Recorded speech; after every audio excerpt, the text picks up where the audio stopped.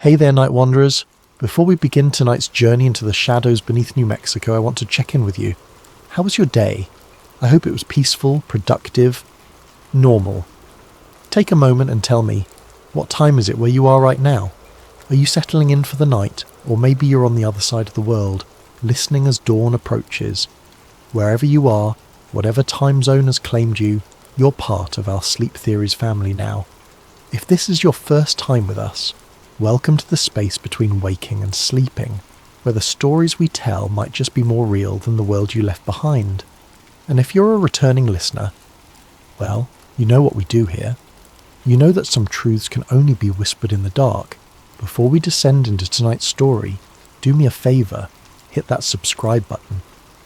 These stories, these whispered secrets, they need to find their way to the right people.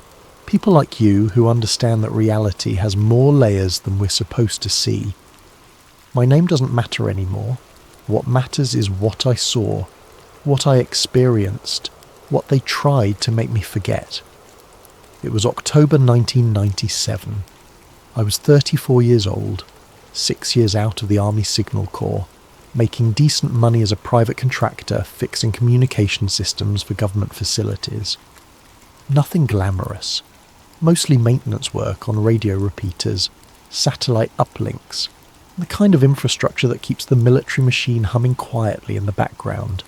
The job came through my usual handler, a guy named Morrison, who worked for a company that worked for another company that eventually, if you followed the money far enough, led back to the Department of Defense. The pay was good. Too good, really, for what they were describing.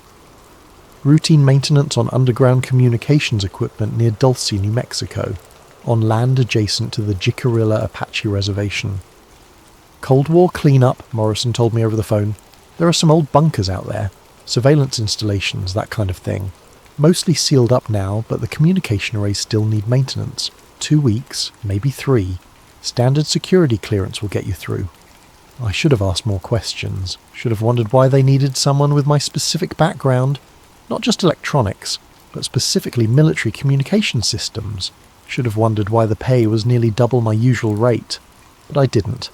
I took the job. The drive from Albuquerque to Dulce takes you through some of the most beautiful and isolated country in the American Southwest. High desert gives way to pine forests as you climb toward the Rockies. The town of Dulce itself is small, maybe 3,000 people, mostly Jicarilla Apache. It's the kind of place where everyone knows everyone, where strangers are noticed, remembered. I checked into the only motel in town, a place called the Desert Rose. The desk clerk, an elderly Apache man with knowing eyes, looked at my government credentials and simply nodded. No questions, no conversation, just the key to room 14 and a warning. Road to the mesa gets rough after dark. Better to wait for morning. That first night, I lay awake listening to the silence. City silence and desert silence are different things entirely. In the city, silence is the absence of noise. In the desert, silence is presence. Vast, watchful, alive. As I drifted towards sleep, I could swear I heard something beneath that silence. A hum, so low it was more felt than heard, like the earth itself was breathing. The next morning I drove out to the site. The access road branched off Highway 64 about 12 miles north of town, marked only by a small weathered sign, Authorized Personnel Only, US Government Property. The road wound up through pine and juniper forest toward Achuleta Mesa, a massive geological formation that rose like a sleeping giant against the sky. The entrance to the facility was underwhelming, a chain-link gate with barbed wire, a small guardhouse that looked like it hadn't been occupied in years, and beyond that, what appeared to be nothing more than some concrete structures and radio towers scattered across a cleared area at the base of the mesa. My badge, a generic DoD contractor card, worked on the electronic lock. The gate swung open with a rusty squeal that echoed off the mesa walls. I was hired to fix radios, not get involved in anything strange. But nothing about the Dulce contract was ever normal. The surface installations were exactly what I'd expected. Radio repeaters, satellite dishes, the standard collection of equipment you'd find at any remote government communication site. Most of it was old but functional, the kind of gear that keeps working long after its warranty expires because no one wants to spend the money to replace it. But there were inconsistencies, small things that nagged at me as I worked. Power consumption readings that were too high for the equipment I could see, cooling systems that seemed oversized for the surface installations, and the tunnels. The work orders mentioned underground repeater stations, bunkers built during the Cold War to house communication equipment that could survive a nuclear attack. I found 3 tunnel entrances, all supposedly sealed. 2 of them were indeed filled with concrete, marked with warnings about structural instability. But the third tunnel entrance was different.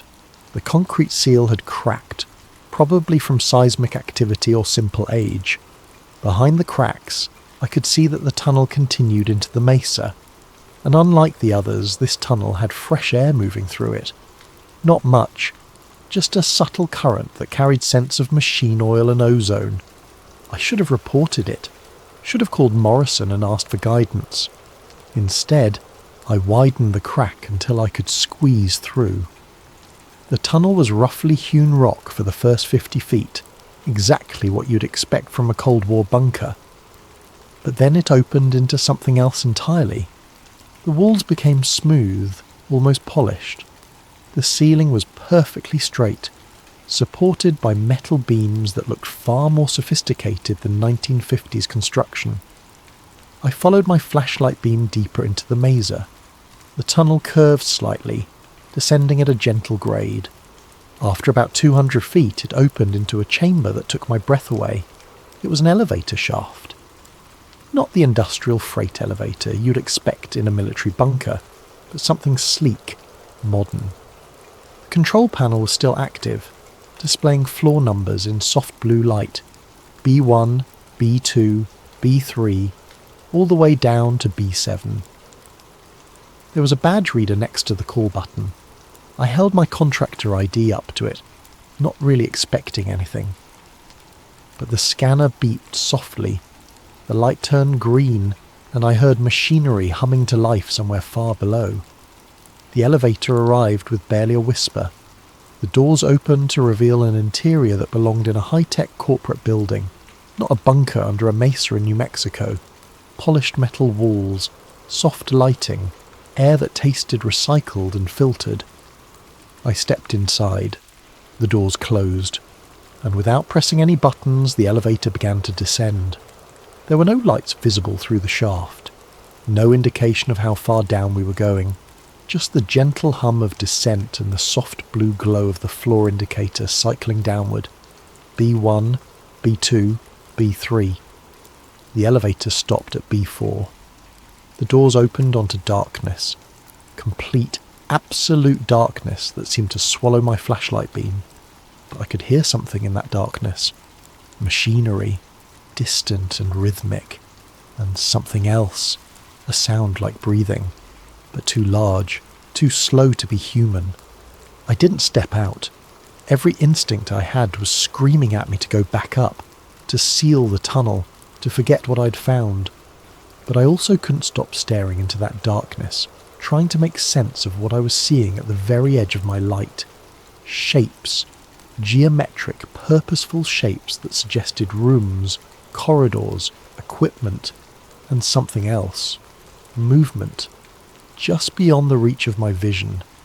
The elevator doors began to close. I didn't stop them. But as we ascended, I realised something that made my blood turn cold. The elevator hadn't stopped at B4 because I'd pressed the button. It had stopped there on its own, as if it knew someone was waiting, as if something down there had been expecting me. When I emerged from the tunnel, the surface world felt different, too bright, too exposed. I went through the motions of finishing my scheduled maintenance work, but my mind kept returning to those 7 levels beneath the mesa. What was down there? Who had built it? And why had my clearance given me access to something that was clearly far beyond my pay grade? That night, back at the Desert Rose, I tried to research the area online. Most of what I found was conspiracy theory nonsense. Stories about underground alien bases, joint human extraterrestrial operations, genetic experiments. The kind of thing you'd expect to find about any remote government facility with a history of secrecy. But buried in the noise, I found references that made me uneasy.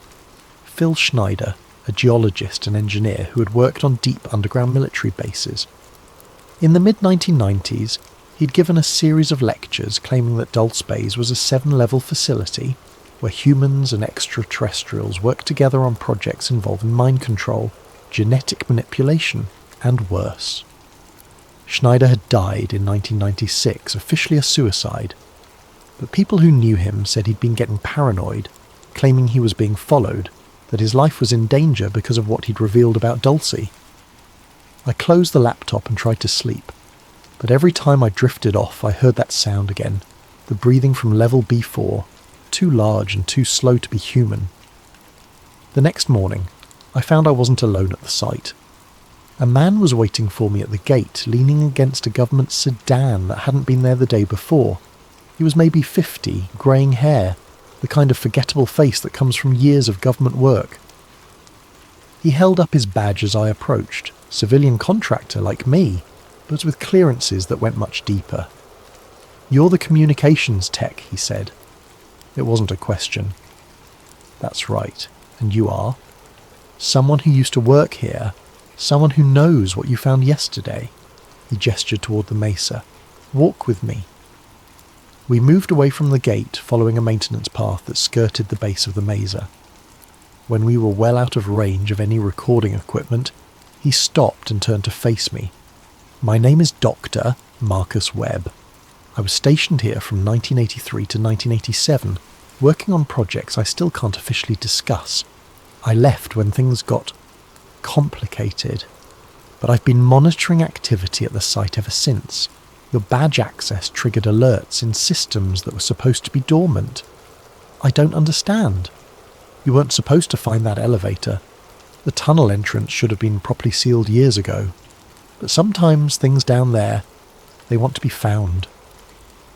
Webb looked older in the morning light, tired in a way that went deeper than lack of sleep. When he spoke again, his voice carried the weight of someone who had carried secrets too long. "What do you know about Dulce Base?" "Nothing official. Some internet conspiracy theories about underground facilities, alien cooperation, that kind of thing." The conspiracy theories are wrong about most details, but they're right about the important part. There's something under that mesa that the public isn't ready to know about. He pulled out a cigarette, lit it with shaking hands. 7 levels. That part's accurate. The top 3 levels are human operations, Joint Air Force and DARPA research projects, mostly related to advanced materials and propulsion systems. Standard black budget stuff. The kind of thing that gets declassified 30 years later. And below that, Level 4 is where things get strange. Mind control research, psychic testing, attempts to expand human consciousness through technological means. The kind of work that grew out of MK Ultra but went directions the CIA never imagined. Webb took a long drag from his cigarette. Level 5 is medical research, genetic modification, attempts to enhance human capabilities.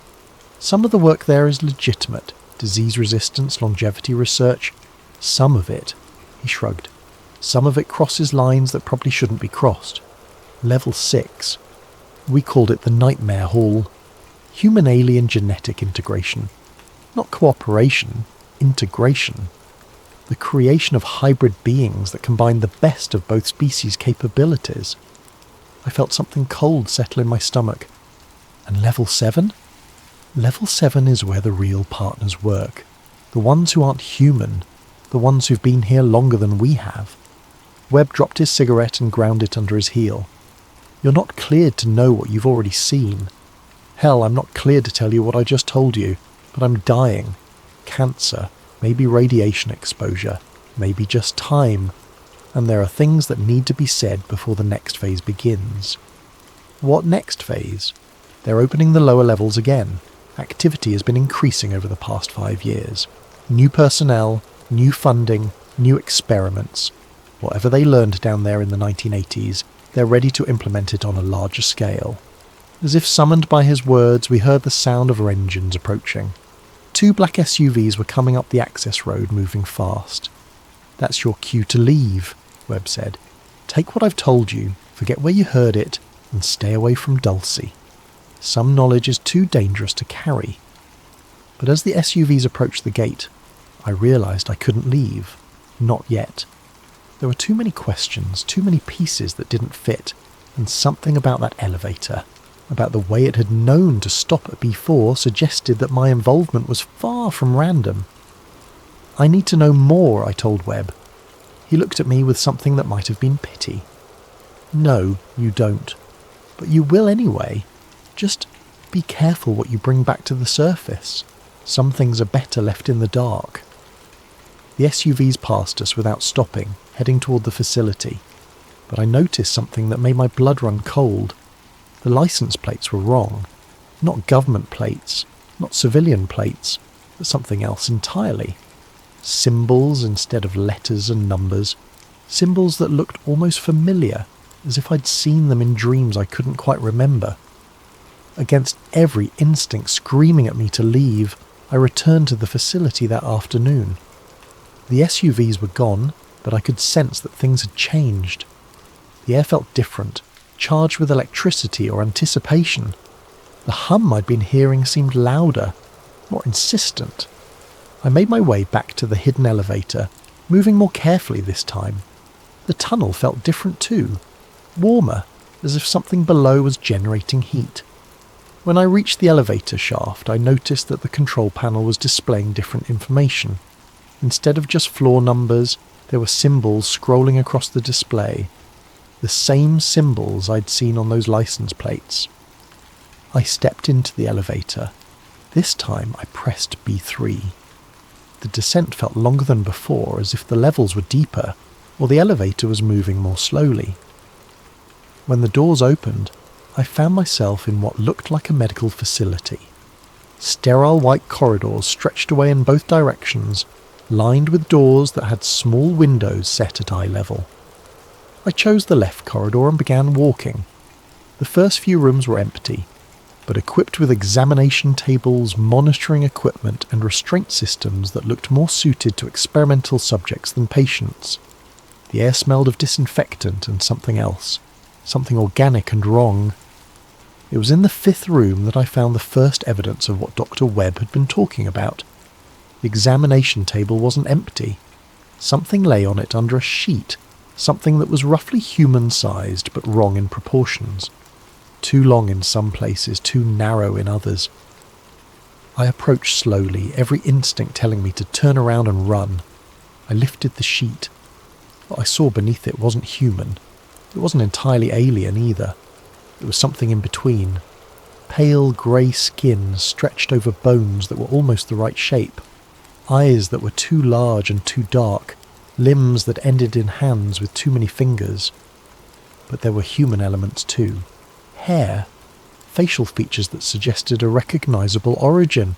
A mouth that looked like it could speak English. I dropped the sheet and stepped back, but it was too late. I had seen it. And more importantly, it had seen me. The eyes had tracked my movement, focusing on my face with an intelligence that was unmistakably aware. It was alive. I ran from the room, from the corridor back to the elevator.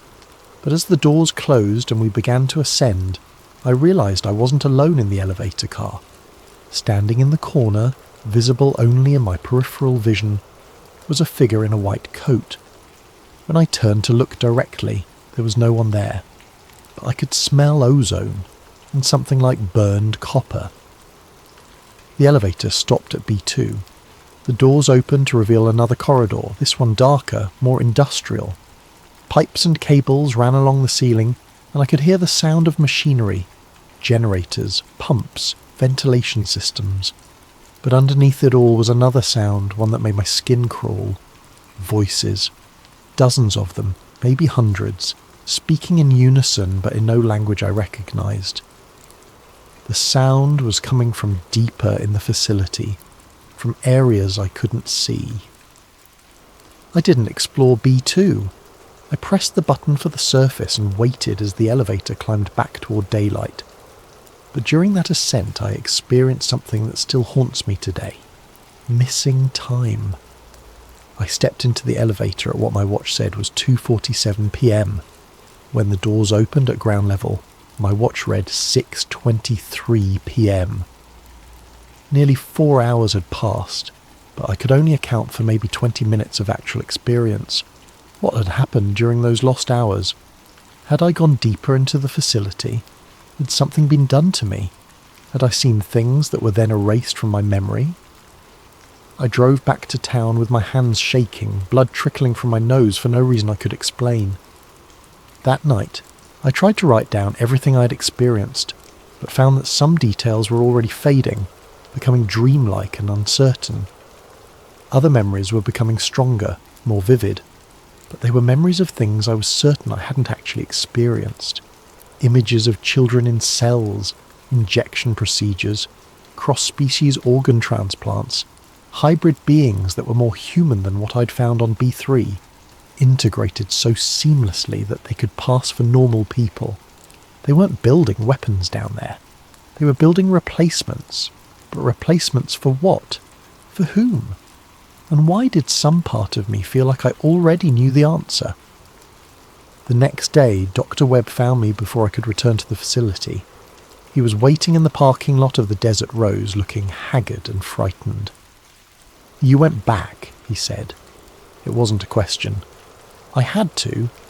"No, you didn't. You chose to, and that choice is going to have consequences." He gestured for me to get in his car. "There are things you need to know. Things about what happened here in 1979. We drove out of town, taking back roads up into the mountains until we reached a scenic overlook that provided a clear view of Archuleta Mesa. Webb parked and turned off the engine. "The facility has been operational in various forms since 1947, he began. Originally, it was a joint military-civilian research installation, focused on advanced materials and propulsion systems recovered from unusual sources. The deeper levels were added gradually as the research expanded and became more specialized. The alien cooperation. Partnership is a better word. They needed our biological diversity. We needed their technology. It was supposed to be mutually beneficial, carefully controlled." Webb lit another cigarette with shaking hands.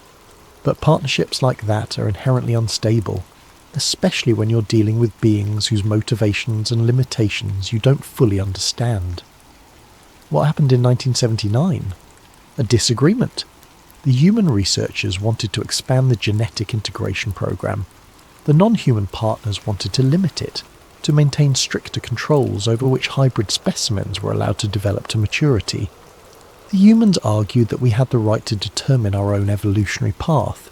The partners argued that we lacked the wisdom to make such decisions responsibly." Webb took a long drag from his cigarette. "The disagreement became an argument. The argument became a confrontation. And the confrontation became a firefight that lasted 3 days." A firefight? With what weapons?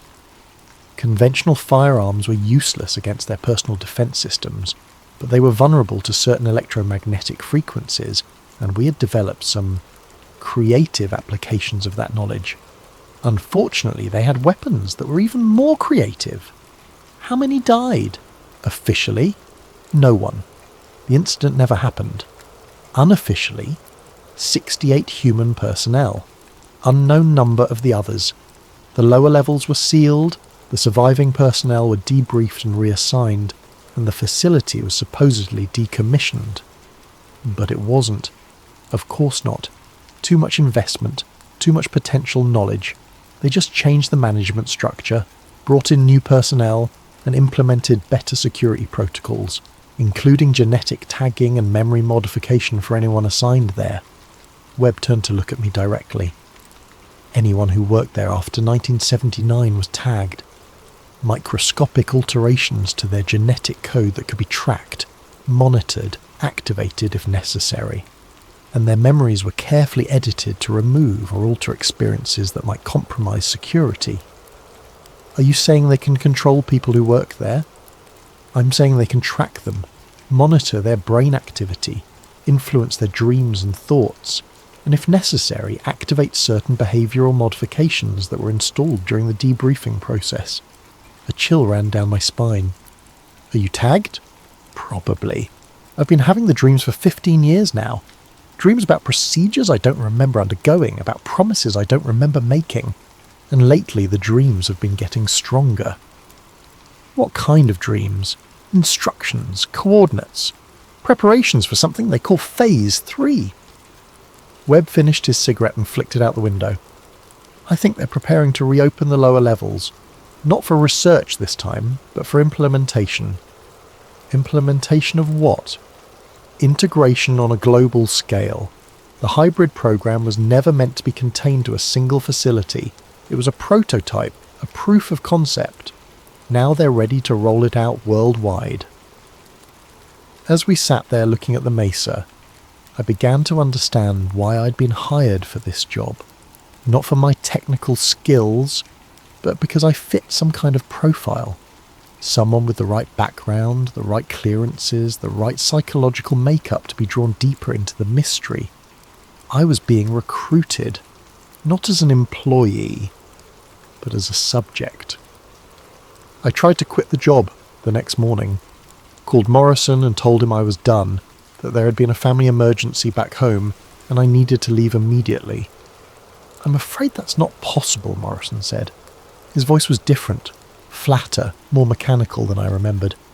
Your contract specifies completion of all assigned tasks before termination is allowed. What assigned tasks? I was hired to maintain communication equipment. That's finished. There are additional tasks. You'll receive new work orders this afternoon. I'm not doing any additional tasks. I'm leaving today. Check your bank account, Mr. Hayes. I hung up and immediately called my bank. All of my accounts had been frozen pending a federal investigation into possible security violations. I couldn't access my money, couldn't buy gas, couldn't even check out of the motel without cash I didn't have. I was trapped. The new work orders arrived that afternoon, delivered by one of the men from the black SUVs. Instead of normal maintenance tasks, they were requesting a full diagnostic of the underground communication systems, all 7 levels. This is not what I signed up for, I told the courier. Mr. Hayes, he replied, and his voice had the same flat mechanical quality I'd heard from Morrison. Your cooperation is essential to national security. Any attempt to violate your contract terms will result in permanent reassignment to duties more suited to your capabilities. What does that mean? He smiled, but it was wrong somehow, as if he had learned the expression but never understood its purpose. It means you should complete your assigned tasks. That night I tried to leave anyway, packed my things, left cash on the motel room desk, and started walking toward the highway to hitchhike out of town. But I never made it to the road.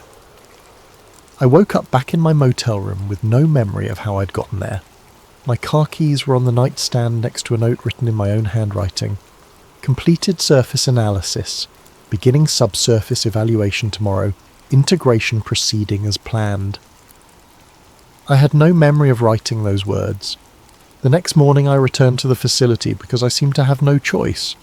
My body moved independently of my conscious will, following the routines that had been programmed into me during the missing hours. I took the elevator down to B1, then B2, then deeper.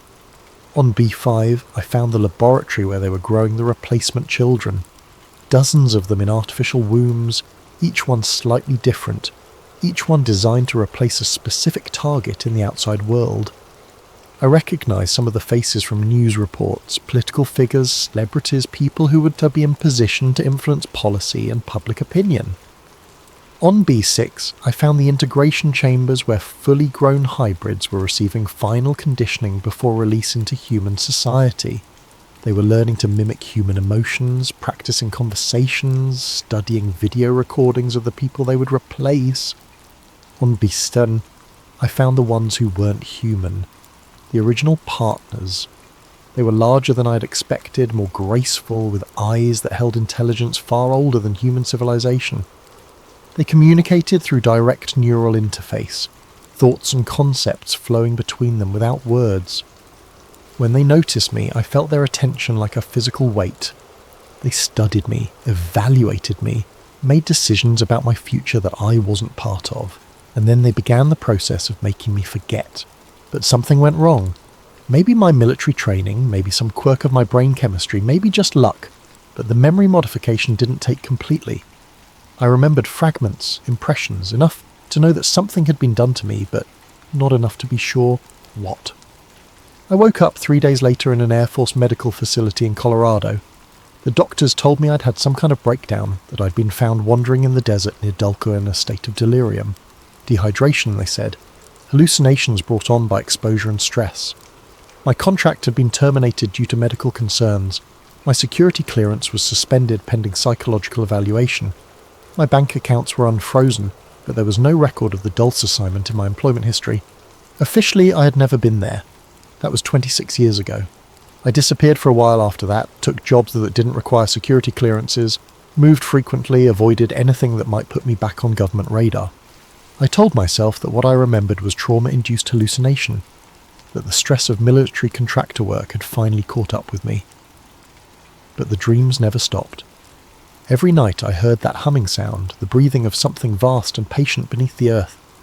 I dreamed of hybrid children growing in artificial wombs, of replacement humans learning to pass for normal, of plans that stretched across decades and continents. And gradually, I began to see them in the world around me. People in positions of power whose behaviour seemed slightly off, whose emotional responses were too calculated, whose eyes held intelligence that felt alien. I started noticing patterns in political decisions, in technological developments, in social movements that seemed designed to prepare humanity for something. Integration, not invasion, but integration. The gradual replacement of key individuals with beings that looked human but served other interests. A patient, methodical takeover that would be invisible until it was too late to stop. I'm not trying to convince anyone. I know how this sounds. I know that mental illness and paranoid delusions are more plausible explanations than underground alien bases and hybrid replacement programs. Maybe that's all this is. Maybe the stress of what I saw, or thought I saw, broke something in my brain that never healed properly. But the evidence keeps accumulating. The documents that surface on conspiracy websites, many of them containing details that match my fragmented memories.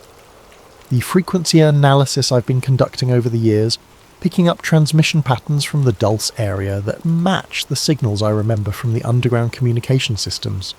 And the people, more and more people every year, who claim to have worked at Dulce, who describe experiences similar to mine, who carry the same haunted certainty that something is happening beneath our ordinary reality. Phil Schneider gave his lectures and then died under suspicious circumstances. Other whistleblowers have disappeared or been discredited. But the story persists, spreads, evolves. Because somewhere deep down we all sense that something is wrong with the world, something is changing, and we're not part of the decision-making process. I'm speaking now because I'm dying. The same cancer that's killing Dr. Webb, maybe. Or maybe just time catching up with me. But before I go, I want this on the record. I want someone to know what I saw, what I experienced, what I remember through the haze of modification and doubt. The documents are real. I've hidden copies in safe deposit boxes, with lawyers, with people who have instructions to release them if anything happens to me. The frequency logs are real. 26 years of monitoring transmissions from beneath Archuleta Mesa. The integration is real, and it's accelerating. You'll start noticing them now that you know what to look for. The people who move wrong, talk wrong, feel wrong when you interact with them. The ones whose emotional responses are just slightly off, who seem to be performing humanity rather than living it. They are not necessarily evil. They may genuinely believe they're helping us, guiding us toward a better future that we're too primitive to choose for ourselves, but they're not us. And the future they're building isn't the one we would have chosen. And now, as I lie here in the dark, I hear that humming again, stronger than ever, as if something beneath the mesa is preparing to wake up. The next phase the Wonder Web warned me about might be beginning. I hear it in my dreams, the spaces between thoughts, and the silence between heartbeats. The sound of something vast and patient and utterly inhuman breathing in rhythm with the pulse of the earth itself. If you're listening to this near New Mexico, don't follow the lights. They're not meant for you. And if you find yourself driving past Archuleta Mesa on a dark night, and you see illumination coming from beneath the ground, just keep driving. Some knowledge is too dangerous to carry, some truths are better left buried in the dark. But if you can't help yourself, if curiosity is stronger than caution, if you find that hidden elevator and go down into the depths beneath the mesa, remember that integration works both ways. They change us, but we change them too. And maybe, just maybe, that's enough to tip the balance. Maybe that's why I was really there, not as a subject, but as a catalyst. A small random element introduced into their carefully controlled system. Maybe that's why I remember. Maybe that's why I'm still here to tell this story. Sleep well, night wanderers. And if you dream of humming sounds and breathing darkness, remember, it's probably just your imagination. Probably.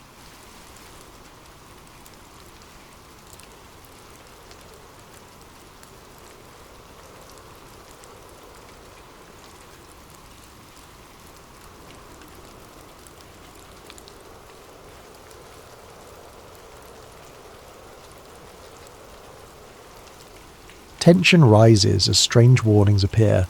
Suspicious accidents claim the lives of those close to him, and the unstoppable juggernaut of a conspiracy that crosses generations threatens to silence him forever. In the 5 parts that follow, we'll dive into Dr. Reeves' step-by-step investigation, from the first glimpses of abnormal structural damage on the Titanic's hull to the frantic final hours, where he attempts to broadcast the truth before shadowy agents can destroy both him and the evidence. If you're ready to uncover a hidden piece of maritime history, at least in this fictional reimagining, read on and let the swirl of ocean currents and midnight conspiracies guide you deeper into the hush of night. Please, make yourself comfortable. Allow your mind to wander into the possibilities that may be, just maybe, everything we've been told about that fateful April night is not the whole story.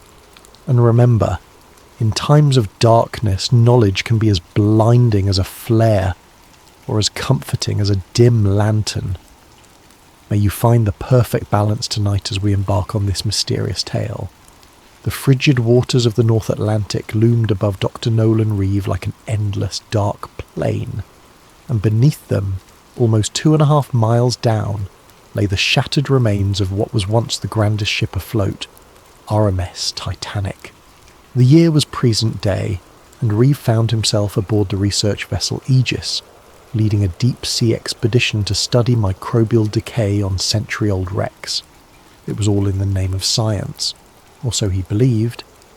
The Aegis was no luxurious craft, but it boasted a sturdy submersible named Deep Seeker that could navigate the tremendous pressure at such depths. Reeves' focus was to gather data on the rusticles, those icicle-like formations of iron-oxidizing bacteria slowly consuming the Titanic's hull. Alongside him was a small crew of marine scientists, including Isla Grant, a skilled submersible pilot and camera operator with a knack for zeroing in on small details. The funding for this expedition came from a wealthy institute run by Andrew Calder, a rather enigmatic financier who seldom gave interviews but had a keen interest in a maritime heritage. As the Aegis hovered in the general area, Reeve and Grant prepared for their first descent. Their mission's outward goals were straightforward: collect microbe samples from various compartments, photograph structural integrity, and produce a documentary charting the wreck's gradual dissolution. But Reeve felt an odd stirring in the back of his mind. Something about Calder's deep pockets and the near-obsessive interest he showed in the Titanic unsettled him. Calder insisted on daily updates, demanded high-resolution close-ups of specific hull sections, as though searching for something more than just rust. On a crisp morning, the submersible deck rumbled with mechanical clanks as Deep Seeker was lowered into the ocean. Reeve and Grant strapped into the tiny sphere that formed the sub's cockpit, oxygen humming through portable lines. Once submerged, the watery gloom swallowed them. Dials glowed green, and the hull's thick glass offered a restricted but haunting view. Grant navigated them slowly downward, the hull lights cutting a pale cone through dark water. After about 2 hours of descent, the sub's external beams finally caught sight of the Titanic's bow. Even after a century submerged, the shape was unmistakable. The ghostly hulk loomed from the gloom, broken in half, the once proud prow half buried in silt. Reeve felt his heart clench with awe and sorrow. It was a tomb and a monument, a silent testament to a night that changed history. They inched along the starboard side. Coral, fish, and anemones colonised the iron plating. Grant guided the sub's manipulator arm to gather small fragments of rusticles. Reeve carefully stored them in sample tubes. They progressed deeper, filming rooms that once bustled with first-class passengers and cherubs in grand staircases, now lying collapsed or entombed in sediment. These swirling detritus gave everything a dreamlike haze. Midway through the session, while scanning the lower hull near the stern, Grant noticed something peculiar on her camera feed. A portion of the metal showed not smooth tearing or typical impact damage, but an odd concavity ringed with a faint scorch pattern. Reeve pressed in for a closer view. The plating there was bent outward, as though from an internal explosion. This was bizarre. The official record insisted the Titanic's damage came from an external tear by an iceberg. If that was so, why did this metal appear warped from the inside out? Reeve's heartbeat quickened. He asked Grant to pivot the sub's lights for better clarity. Sure enough, the contortion pattern strongly suggested that some internal force had bulged the hull outward. The jagged edges showed hints of blackening, a dark residue that might be scorched metal. Reeve snapped multiple high-resolution stills. This flew in the face of the standard iceberg collision damage narrative. He radioed the Aegis with mild excitement, describing a strange hull anomaly. The ship's comm operator acknowledged him, but in a clipped tone, urging them to stick to the planned route. Reeve found that suspicious. Usually the team back on deck was enthralled by discoveries. Why dismiss this so quickly? Pushing further, Reeve and Grant discovered more irregularities. Sealed cargo compartments not listed in the ship's known manifests. Metal beams that looked warped in ways you wouldn't expect from an iceberg tear. Then they saw something even more bizarre. A small chunk of what seemed like embedded steel that didn't match the rest of Titanic's composition. Could it be a fragment from a device or an outside structure? They collected a sample with the sub's manipulator arm. As their time slot undersea neared its end, Reeve's mind whirled with questions. When they returned to the surface, Calder was on the deck to greet them, a faint smile on his lips. "Any interesting finds?" he asked casually. Reeve hesitated, glancing at Grant. "We saw some unexpected hull damage patterns. Might deviate from the standard historical account." Calder's expression flickered, then resumed neutrality. "I see," he said softly. "Well, keep me informed of any further anomalies." Then he pivoted away, leaving Reeve unsettled by his reaction. That evening Reeve spent hours reviewing the footage. The scorch marks, the outward bent steel. It pointed to an internal explosion or sabotage. But how? This was the Titanic, the world's biggest ship at the time, lost in 1912 to an iceberg. The official narrative had been accepted for over a century. No major historian ever seriously advanced a sabotage theory. He found it all improbable. But then, so was the photographic evidence in front of him. Isla joined him in the ship's small lab. She too looked uneasy. If the Titanic was scuttled or bombed from within, that means... what? Some grand conspiracy. She paused, leaning over the images. That's nearly unimaginable, and yet these images speak for themselves. Reeve nodded, chewing his lip. "We need more context.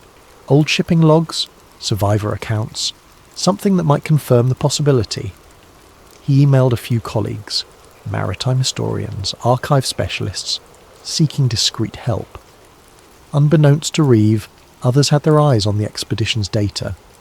Hours later, while the crew slept, a silent figure wearing a staff uniform accessed the main lab console, scanning the raw footage, then left behind a small device that quietly started encrypting all data. By morning, Reeve discovered that his recordings had been locked, needing a passcode. A glitch? Possibly, but it felt too coincidental. In the next days, Reeve would realise he'd stirred a hornet's nest with that single discovery.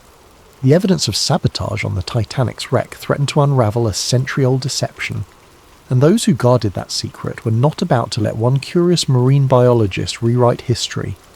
In the cramped lab aboard the Aegis, Dr. Nolan Reeve wrestled with the encrypted files.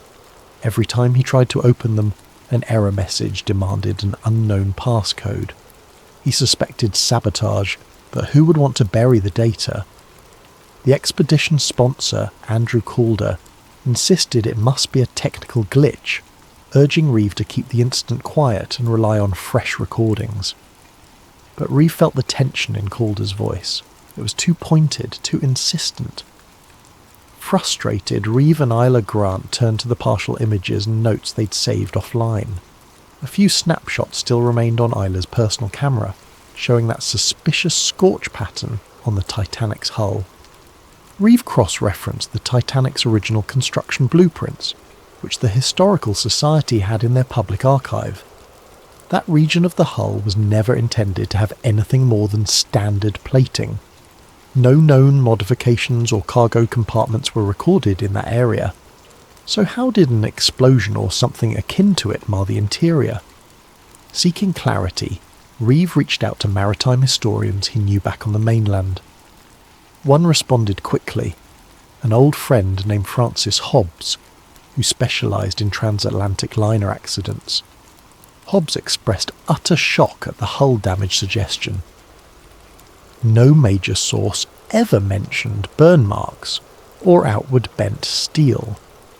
The entire official inquiry pinned it on an iceberg gash. Reeve pressed further, mentioning the possibility that the Titanic's sister ship, the Olympic, had sustained damage weeks prior to Titanic's maiden voyage.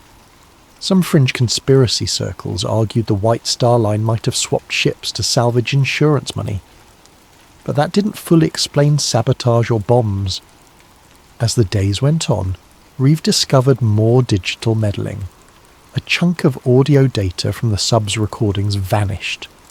The expedition's official logs were being updated to downplay the hull anomalies as corrosion patterns. Meanwhile, Calder announced an abrupt shift in the research plan. They were to focus on the ship's upper decks, ignoring the stern or deeper compartments. Reeve confronted Calder in the corridor, voice tight with anger. "We came for a thorough study of microbial decay, remember? We're not done with the lower hull." Calder just patted Reeve's shoulder. "This expedition is under my sponsorship, Doctor. We have all we need. Let's not waste resources on rabbit holes." Suspicion soared. Ella quietly confided in Reeve that she'd seen an unknown staffer rummaging through the lab's computers late at night. Something bigger was at play. They hatched a plan. On the next dive, they'd pretend to follow orders but actually gather clandestine footage of the suspicious hull region again, storing it on a separate device. They hoped to smuggle that out. The next day, they executed the plan. Isla took an alternate camera hidden in the sub's toolkit, capturing fresh angles of the scorch marks. But near the end of the dive, the sub's thrusters failed, plunging them into darkness momentarily. A near-fatal scenario if Isla's backup system hadn't restarted the motors. The official post-dive report pegged it as a mechanical glitch, but Reeve and Isla suspected sabotage, an attempt to end them mid-ocean. Back on the surface, they realised they needed more historical context. They discovered, from old survivor memoirs, mention of loud booms below deck some hours before the iceberg collision. In official statements, these were dismissed as boiler explosions due to flooding. Another survivor wrote that wealthy industrialist John Astor had confided to a friend about shadowy deals for or against a central banking system. Then one cryptic line from a steward's note surfaced. "We were told not to speak of the cargo in hold number 3, told it was hush-hush for the men with suits." Reeve's blood chilled. It sounded like sensitive cargo beyond just mail or supplies. The more Reeve read, the more an unsettling pattern emerged. certain powerful men who opposed the formation of a global central banking authority died on the Titanic. Surviving members who wanted that bank system ironically missed the voyage last minute.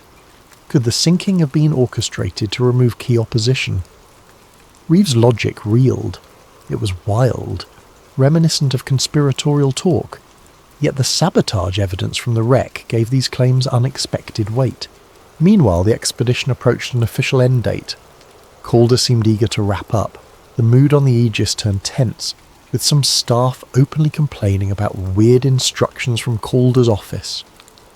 Reeve realised that once they returned to shore, Calder might quietly seize all official findings, labelling anything about sabotage as a hoax.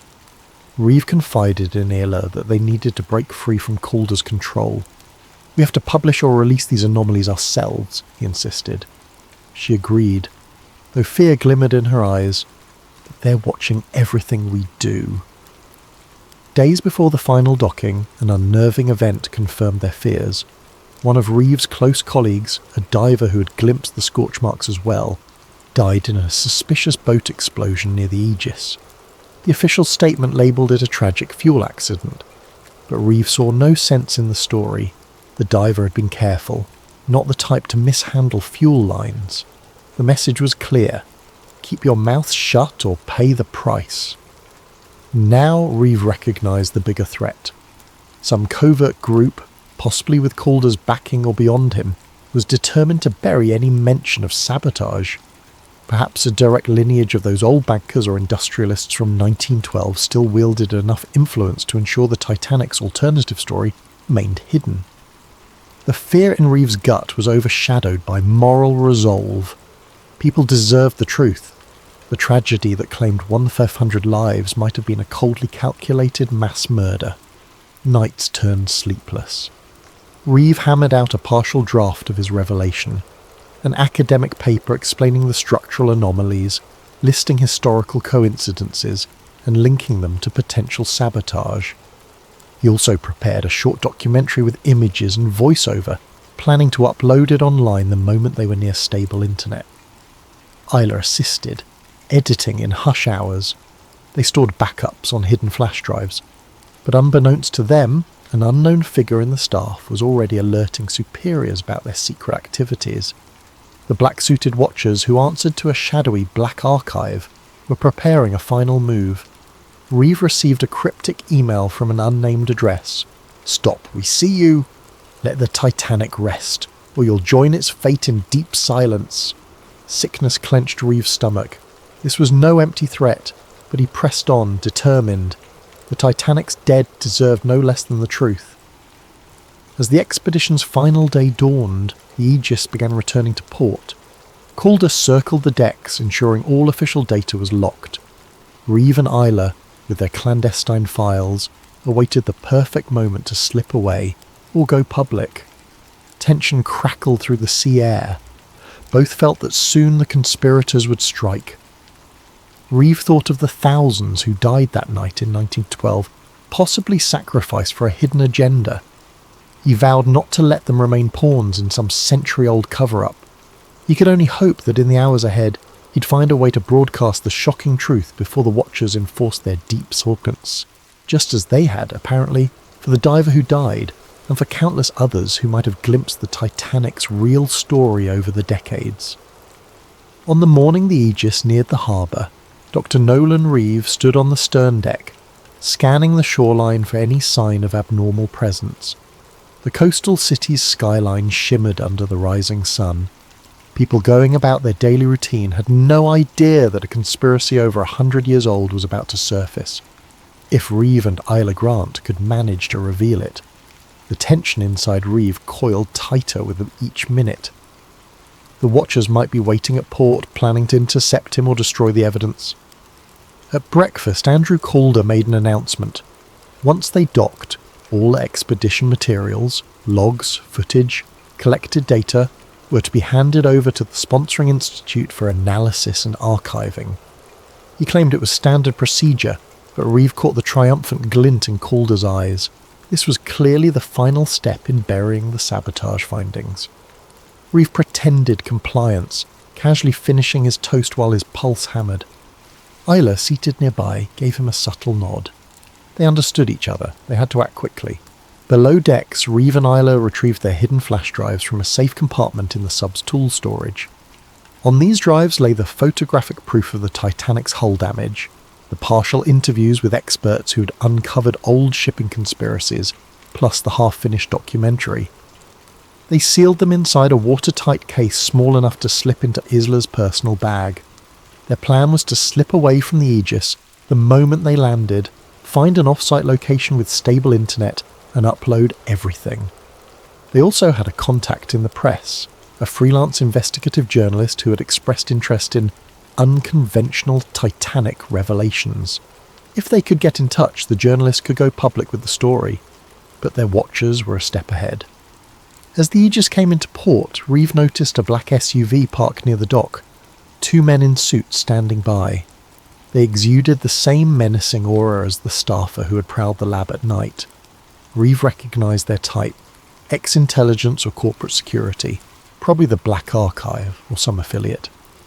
If Reeve and Isla marched out the front gangplank, they'd be easy prey. Thinking fast, Reeve told Isla, "We can't disembark with everyone else. We need a back route." She recalled there was a smaller cargo ramp on the starboard side used for unloading sub-equipment. If the watchers were fixated on the main exit, maybe they could slip out unnoticed. They bided their time until docking was complete, the bustle of the harbour overshadowing the usual procedures. Then, with anxious hearts, they made their move. Slipping on plain jackets and carrying minimal gear, they snuck to the starboard cargo area. The usual guard was absent, likely assisting with the main disembark. They lowered a small ramp onto the dock. Heart pounding, they hurried down. Reeve's eyes darted to the black SUV. The suited men were still scanning the main exit. Good. They made it halfway across the dock when a shout broke out behind them. "Hey, stop! Stop!" Another staffer from the Aegis, wearing an earpiece, sprinted forward. Reeve and Isla broke into a run, weaving among crates and dock workers. Over their shoulders they saw the black suits rush into action. The watchers realised their target was escaping. Isla pointed to a cluster of cabs by the gates. "We can get one of those," she gasped. But as they neared, they found a man stepping from a second black SUV to block the path. The watchers were closing in from both sides. In a desperate manoeuvre, Reeve dashed behind a forklift. The driver, startled, nearly dropped his cargo. Isla jumped aboard, urging the forklift driver to swing around. The watchers hesitated, not wanting to cause a scene with bystanders. The forklift jerked forward, awkwardly separating them from at least 2 pursuers. Reeve spotted a side alley leading away from the harbour. "That way!" he yelled. They tumbled off the forklift and sprinted into the alley, footsteps echoing on wet concrete. The watchers gave chase. Adrenaline pounded in Reeve's veins. He clutched the bag containing the flash drives, desperate not to lose it. They twisted down side streets in a labyrinth near the harbour's industrial zone, the watchers cursing behind them. Once they found a small metal door leading into an old warehouse. They slipped inside, the watchers' footfalls receding briefly. In the dim interior, crates of fish meal or old maritime supplies reeked of stale salt. Isla quickly typed a text on her phone to the journalist contact. "Need immediate pickup. Coordinates near old warehouse. Being chased." She pressed send, praying the signal went through. They heard footsteps outside, no time to hide further. Moments later, the watchers kicked in the door. A short scuffle ensued. Isla brandished a wrench from a table, swinging it as a deterrent. Reeve ducked behind a crate, but one watcher advanced, gun drawn, muzzle fixed on Reeve. "Drop the bag," the watcher growled. Reeve's mind whirled. If they took the evidence, everything was lost. Then headlights sliced through a window. A van screeched up, brake lights glowing. Another door was forced open from the building's backside. The journalist contact, a wiry man named Carl Dawson, burst in, brandishing a camera flash that momentarily blinded the watchers. In that flash, Reeve and Isla dove behind crates. Shots rang out, hitting metal and wood. Carl roared, "This way!" They fled through the hole in the back wall. The watchers tried to close in, but the trio scrambled into Carl's van. Tyres squealed as the van sped off. Another bullet shattered the rear windshield, but by then they were rounding the corner. Breath heaving, Reeve clung to the precious bag. "How did you find us so fast?" he gasped. Carl, weaving the van through narrow roads, barked, "Your text was urgent. I was close, investigating a lead. Now mind telling me what's so important that men with guns want you dead?" Isla quickly explained. Sabotage evidence from the Titanic wreck. A cover-up that had spanned a century. The Watchers belong to some shadow group that wants it suppressed. Carl's eyes widened in the rearview mirror. "All right, let's get somewhere safe. Then we blow this wide open." They ended up at a battered warehouse outside city limits. Ironically, another hideout, but with better vantage points. There, behind locked doors, they rummaged for an old generator and a battered laptop Carl used for field research. Reeve and Isla plugged in the flash drives, relieved to find the data intact. Crisp photos of the scorch marks, the best frames from the sub, transcripts referencing suspicious hull compartments, enough to at least raise the question of sabotage, if not prove it conclusively to the world. Carl started uploading to a secure server, intending to publish an exposé on the dark side of Titanic sinking. But the progress bar crawled at a snail's pace, the warehouse's Wi-Fi connection weak. Reeve paced nervously. They had no illusions that the Watchers might be scanning for digital footprints. Time was short. Sure enough, minutes later, a dreaded beep. The connection severed, the screen flickering. Isla cursed. Someone was actively jamming them or messing with the local network. They tried a backup phone hotspot, only to find it locked out. The Watchers, or their affiliates, had massive influence. Carl realised they had no choice but to do a more direct approach. They'd broadcast the proof as a live stream if possible, directly linking to multiple mirror sites so that once it started, it would replicate too quickly for the Watchers to block. Reeve grimly agreed. "Bet we need a stable vantage to do it from. Maybe out at sea again, or somewhere they can't jam us as easily." As the day turned to dusk, the plan formed. They'd charter a small boat, head out beyond close-range jammers, and run a live video feed revealing the sabotage evidence. It was a huge risk. But at least on open water, the Watchers couldn't corner them so easily. They'd attempted at dawn. Unbeknownst to them, another black SUV had found the old warehouse, men stepping out with lethal calm. In hours, a final showdown would unfold, whether or not the Titanic's true story would see the light of day. Pre-dawn light tinted the sky a steely grey, as Dr. Nolan Reeve, Isla Grant and Carl Dawson crept onto a rickety dock. They'd spent the night evading Watchers, switching cars twice and bribing a half-awake fisherman for use of his battered old boat named Sea Pearl. The Watchers' net was tightening, but the trio's resolve stood firm. They would attempt a live broadcast from beyond the nearshore jamming radius, unveiling the Titanic sabotage theory once and for all. Winds whipped across the water, salt stinging their faces. They crammed the gear aboard. The battered laptop, a portable satellite uplink borrowed from a friend of Carl's who specialised in storm chasing, and the precious flash drives. The fisherman, a wiry man with a greying beard, gave them a final sceptical glance but said nothing. He'd been paid in crisp cash. That was enough. The Sea Pearl's engine sputtered to life, and they motored out into deeper waters. As the coastline shrank behind them, Isla set up the satellite uplink, calibrating it to connect with a global streaming platform. The plan was to push the feed to multiple mirror sites, letting Watchers or sensors remove one but not kill the story entirely. Carl tested a backup camera. Reeve fidgeted in the boat's seat, the bag containing the evidence resting on his knees. Adrenaline pulsed. He remembered he was a mere marine biologist, not some heroic whistleblower. Yet fate had cast him in this role. He recalled the Titanic's wreck, the silent testament to a tragedy that was more than an iceberg collision. He had to see this through. When they reached roughly 15 miles offshore, the boat stilled. The waves rolled gently, the horizon a delicate band of pink as sunrise neared. Perfect, no sign of immediate pursuit. Isla gave a thumbs up. The signal was strong enough here. They booted the laptop, connected the satellite link and launched a simple streaming interface. Carl counted down quietly. 3, 2, 1... We're live. Reeves' face filled the small camera's frame, the wind ruffling his hair. He swallowed, heart pounding. Then he began to speak. Good morning. My name is Dr. Nolan Reeve, marine biologist. A pause. I'm broadcasting under urgent circumstances. This message is about the RMS Titanic, a tragedy you might believe you know. But after investigating the wreck personally, I discovered anomalies in the hull that strongly suggest sabotage, not a simple iceberg collision.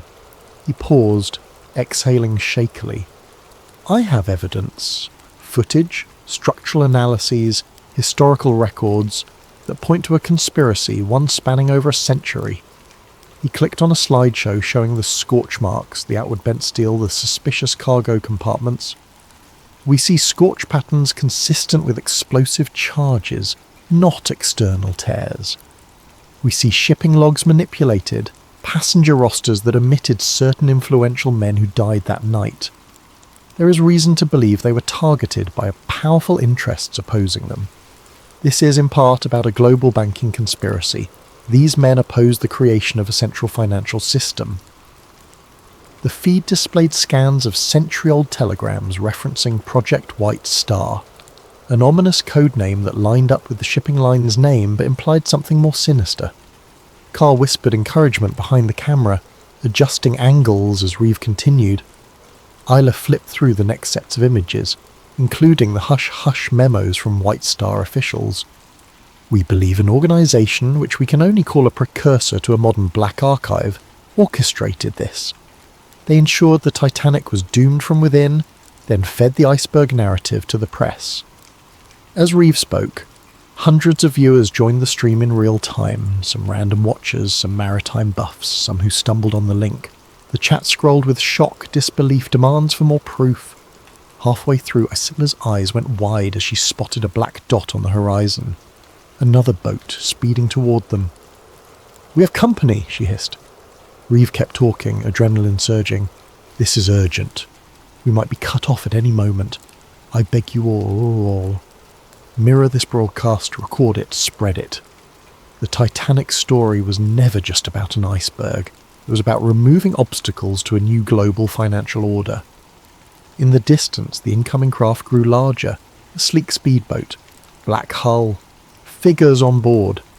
They brandished something, possibly firearms. Carl typed frantically, embedding the feed's link on multiple forums. The watchers, it seemed, were near.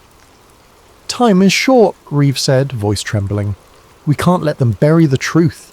The evidence is here. He tried uploading the raw files. The progress bar inched forward. 30%, 40%.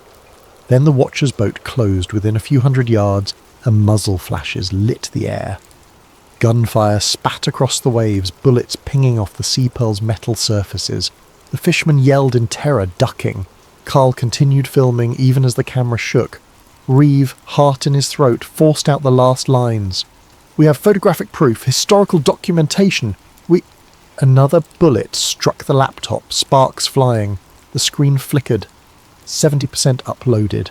Isla lunged to shield it with her body, shrieking for Reeve to take cover. A final thunderous crack. A rocket or explosive device soared from the watcher's boat, arcing in slow motion. It slammed into the Sea Pearl's hull, erupting in a deafening blast that tore the boat's side open. Water flooded in instantly. The feed soared to 90% before the laptop died in a shower of sparks. Reeve was hurled backward, smashing into the railing. He glimpsed Isla dropping into the water, the camera sinking. Carl vanished in a swirl of smoke. Darkness closed around Reeve's awareness, though he distantly heard more gunfire, shouts. The watcher's craft circled like sharks. The Sea Pearl sank rapidly, listing. Reeve coughed salt water, fighting unconsciousness.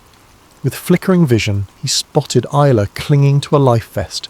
"Nolan!" she screamed. Then a wave of blackness overcame him. In the mayhem that followed, fragments of the watchers' voices surfaced. Grab the drives! Find the bodies! Then Reeves sank into watery stillness, ironically near the same ocean that held the Titanic's secrets. Days later, the official news outlets reported a tragic accident at sea. A research vessel's small craft was destroyed in an unexplained explosion, leaving multiple missing. Among the presumed dead is Dr. Nolan Reeve, marine biologist of the Titanic expedition. The coverage was minimal. The main expedition lead, Andrew Calder, expressed sorrow at the unfortunate accident, praising Reeve's passion but disclaiming any knowledge of foul play. Online, conspiracies ran wild. Some rumoured Reeve discovered something about the Titanic sinking and was silenced. Others ridiculed such talk, pointing to the centuries of iceberg and impact evidence. Official statements from the Sponsor Institute labelled Reeve's anomalies as misread structural damage. They said his final subdive data was lost in a system crash. Everything about sabotage on the Titanic was quietly refuted or brushed aside. The mainstream media moved on, but not everyone forgot. The partial broadcast from that boat had gone live for a few fateful minutes, enough for a handful of watchers to capture and re-upload it. True to Reeve's plan, mirror sites sprang up across obscure corners of the internet, featuring the clip of him showing scorch patterns, referencing conspiracies with shipping lines and old money. Though quickly taken down on major platforms, it lingered on smaller servers, fueling debates among maritime buffs and conspiracy theorists. Isla Grant, battered and grieving, had survived. She'd been pulled from the water by a passing fishing trawler, her memory hazy from the explosion. Once on shore, she found that the watchers were hunting survivors. She glimpsed men in suits combing the coastline, seeking any sign of Reeve or the data. Fearing for her life, she fled, changing clothes and ditching her phone. She carried a single hidden microdrive Reeve had given her, stashed in a waterproof pouch. This drive contained partial duplicates of the sabotage images and some text logs, enough perhaps to continue the fight. In a safe house hundreds of miles away, Isla found refuge with a friend of Carl's, a retired reporter who believed in the story's importance. She poured out the entire ordeal, the hidden hull damage, the old bankers orchestrating Titanic's sinking, the immediate suppression efforts. The reporter listened gravely, promising to help. Over time, they established contact with a small circle of truth-seekers, attempting to compile a robust dossier from Isla's microdrive. Yet this was no easy path. The Watcher's infiltration spanned intelligence agencies, corporate realms, and hush-hush government offices. Each time an attempt was made to post new evidence or interview a major outlet, the feed vanished or the journalist recanted. Even so, fragments of the sabotage theory kept surfacing, a slow, unstoppable drip across niche conspiracy boards, international maritime forums and talk radio call-ins. The Watchers might quell one source, but the story had taken on a life of its own, unstoppable as the ocean tide. As for Nolan Reeve, the official record declared him drowned at sea. Some believed he truly died, body claimed by the Atlantic. Others whispered that watchers captured him alive, dragging him into a black site. A few sightings popped up. A fisherman in another port claimed to see a battered man who matched Reeve's description slip aboard a cargo vessel under an alias. No confirmed evidence pinned down the truth. He became a ghost in rumour, akin to how the Titanic's sabotage had been rumoured for decades. Perhaps it was better that way. If Reeve survived in hiding, he might yet resurface to champion the truth. If he perished, his memory still fueled a movement determined to unravel the century-old deception. Meanwhile, Andrew Calder continued his philanthropic facade, sponsoring new oceanic projects, but quietly distancing himself from the Titanic fiasco. The Institute's official line was that Reeve was a valued colleague who tragically lost his life in an accident. Calder refused all further comment, citing respect for the dead. In the quiet corners of maritime history, a shift began. Certain younger researchers, inspired by Reeve's partially leaked footage, re-examined the Titanic's official damage reports. They found suspicious discrepancies in the thickness of steel plating, the location of the largest hull breach, the timeline of floods across compartments. More independent expeditions popped up, each facing suspicious funding withdrawals or sudden legal blockages. But the seeds of doubt had been planted. Over time, these seeds might crack the monolithic story that an iceberg alone sealed Titanic's fate. On an unassuming day, a worn envelope arrived at the home of a retired maritime historian, bearing no return address. Inside lay a single Polaroid snapshot, the scorch pattern from Reeves' subdive, plus a note scrawled in plain text. They lied. Titanic was murdered. Keep digging, signed with an N. The historian exhaled, heart pounding. Perhaps Reeve lived, continuing his crusade from the shadows. Or maybe Isla or some other ally used the signature as a symbol. The historian quietly added this note to the secret Titanic sabotage file he'd been compiling, fueling his resolve to keep the question alive. In the hush of the Atlantic depths, the Titanic's wreck remained motionless. Barnacles and fish roamed the silent corridors where tragedy struck 100 years before. The scorch marks that Reeve discovered, covered now by creeping rusticles, would soon be further eroded by time. But the intangible truths, the evidence captured in fleeting photos, the witness of survivors, the financial documents pointing to a chilling motive, had found new keepers.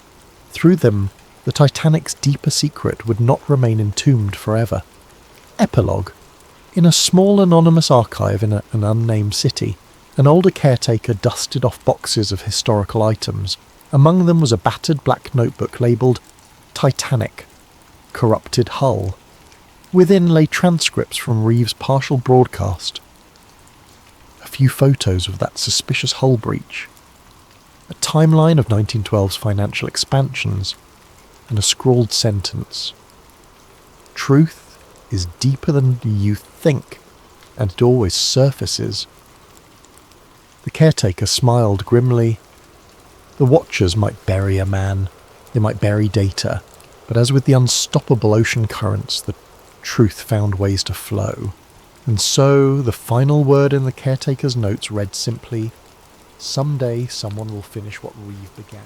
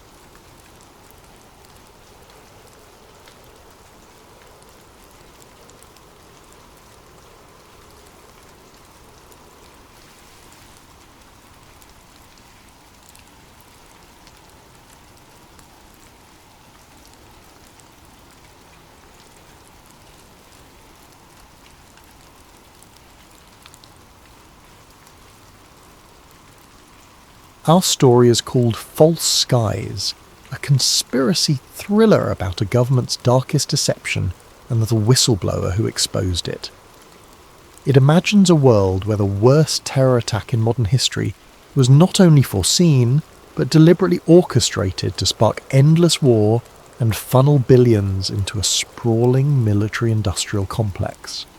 Now, 2 decades later, an unassuming former FBI data analyst named Thomas Keane leaks hidden documents that point to a monstrous betrayal and becomes the most wanted man in the nation. Pursued by a shadowy agency determined to keep the official version sealed, Keane races to share the truth with a public reeling from revelations that might reshape the entire post-attack world order. If you find your eyes growing heavy at any point, that's okay. This story is meant to be richly detailed. Perhaps you'll drift to sleep while pondering how fear can become a profitable enterprise, or maybe you'll stay riveted till the final word, uncovering each layer with breathless suspense. Either way, I hope you come away with new insights into how power, once obtained, can cling fiercely to the shadows. Shall we begin? Then settle in, let your breathing slow, and imagine the flicker of old computer screens, top secret binders, and a few missing pages that change the course of entire nations. This is False Skies, told in 5 parts, each revealing a deeper rung of the labyrinth. Listen closely. The greatest secrets often hide in the quiet corners of official stories. Thomas Keane didn't feel like a revolutionary when he first pressed send. He was simply a man weighed down by guilt, holding a flash drive stuffed with revelations that haunted him for years. The file name he'd chosen of Black Dust gave no hint to the explosive contents. A trove of classified FBI memos, shipping manifests, and encrypted communications that, if authenticated, would confirm every darkest rumour about the worst terrorist attack in modern memory.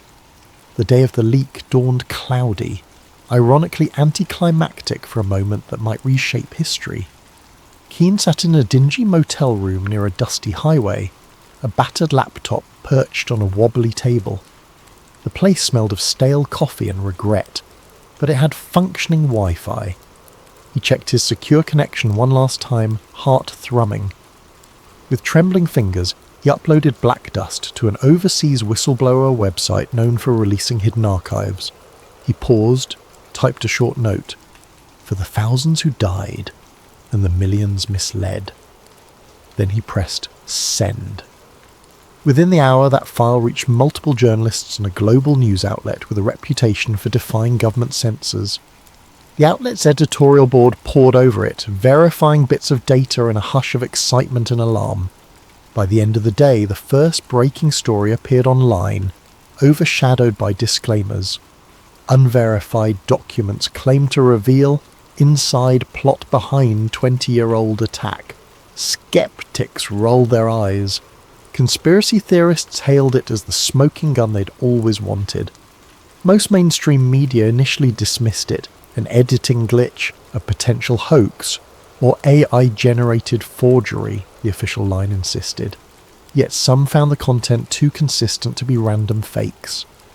A set of typed memos from high-level intelligence briefings dated months before the attack, discussing the necessity of a catalytic event to unify public support for indefinite overseas campaigns. Detailed logs showed insurance policy expansions on certain tower floors days prior. Even stand-down orders for certain war games suspiciously matched the real timeline. Keane watched from his motel room's flickering TV as a breathless anchor tried to explain the leak, disclaiming that the White House calls it foreign propaganda. He sighed. The official denial had begun. Next would come the manhunt for the leaker. He closed his laptop, stuffed it in a bag, and left the motel. Time to vanish. He'd served in the FBI's data analytics wing for nearly a decade, compiling anomaly reports around that fateful day. Step by step, he realized too many coincidences tied private defense contractors, intelligence heads, and financial bigwigs, all who profited from the subsequent wars. He quietly copied reams of old files, awaiting the day he had the courage to blow the whistle. That day had come. Elsewhere, powerful wars mobilized. The intelligence community's upper echelons recognized the name Thomas Keane from previous security audits. They suspected him. Within hours, calls went out from a hush-hush division to find him, brand him as a threat to national security. The director of an ultra-secret agency, Eldridge Shaw, personally oversaw the containment plan. He believed the official story must remain unchallenged, or the entire post-attack order might unravel. By midnight, bulletins labelled Keane suspected hacker and domestic threat. Agents started combing digital footprints, scouring camera feeds from near the FBI building. Shaw himself made a call to a contact at the large media conglomerates, instructing them to bury coverage of the story until further notice. The compliance was near instant. Mainstream news gave minimal airtime to the leak, overshadowing it with other headlines. But the genie was out of the bottle. On social media, the hashtag #BlackDust soared, with amateurs dissecting every memo line. A few data experts cross-referenced the IP addresses in the communications, linking them to known government subdomains. Even the partial revelation stunned the public. If the documents were genuine, it implied that some element within the US establishment not only predicted but abetted the terror event, ensuring maximum casualties for maximum political effect. The phrase false skies emerged, referencing how the public's reality had been manufactured like a painted ceiling above them, concealing the real orchestrators. Within a day, small protests flared outside federal buildings in major cities. People demanded clarity. The government's official statement repeated the forgery or foreign propaganda claim. That evening, hackers with anarchy streaks threatened to leak more verifying files if the mainstream media didn't pick it up. Tensions soared. Meanwhile, the stock market wobbled as rumours of insider deals from decades prior re-emerged. Some corporations connected to military contracting faced plunging shares. Keane watched from a safe house now, a friend's abandoned cabin in the woods. He had only the radio for news, and the swirl of distrust and fury filtered through the static. He dreaded how quickly the establishment might label him a traitor. Indeed, the next morning the FBI publicly named him as a prime suspect in a mass leak of classified data, painting him as an extremist. His old colleagues, uncertain, gave no comment. But behind the scenes, many believed the documents might be real. After all, they recognised Keane's skill in combing data for anomalies. Among the swirl stood a figure named Sarah Voss, an investigative journalist blacklisted from major networks for challenging official 9/11 narratives in the past. She recognised the pattern in these newly leaked documents. They matched puzzle pieces she'd glimpsed in hushed conversation with insiders. She reached out to the new site that hosted the files, leaving an encrypted message. "I can help verify. Let me speak to the source." That message eventually found its way to Keane via an online confidant, setting the stage for an alliance that might shake the entire narrative. Thus, from a dusty hideout, Keane typed a coded reply. The story's real race began. Could he deliver evidence to a credible journalist and blow the entire false narrative wide open before the apparatus of Homeland Security, the very system built on the official source, crushed him?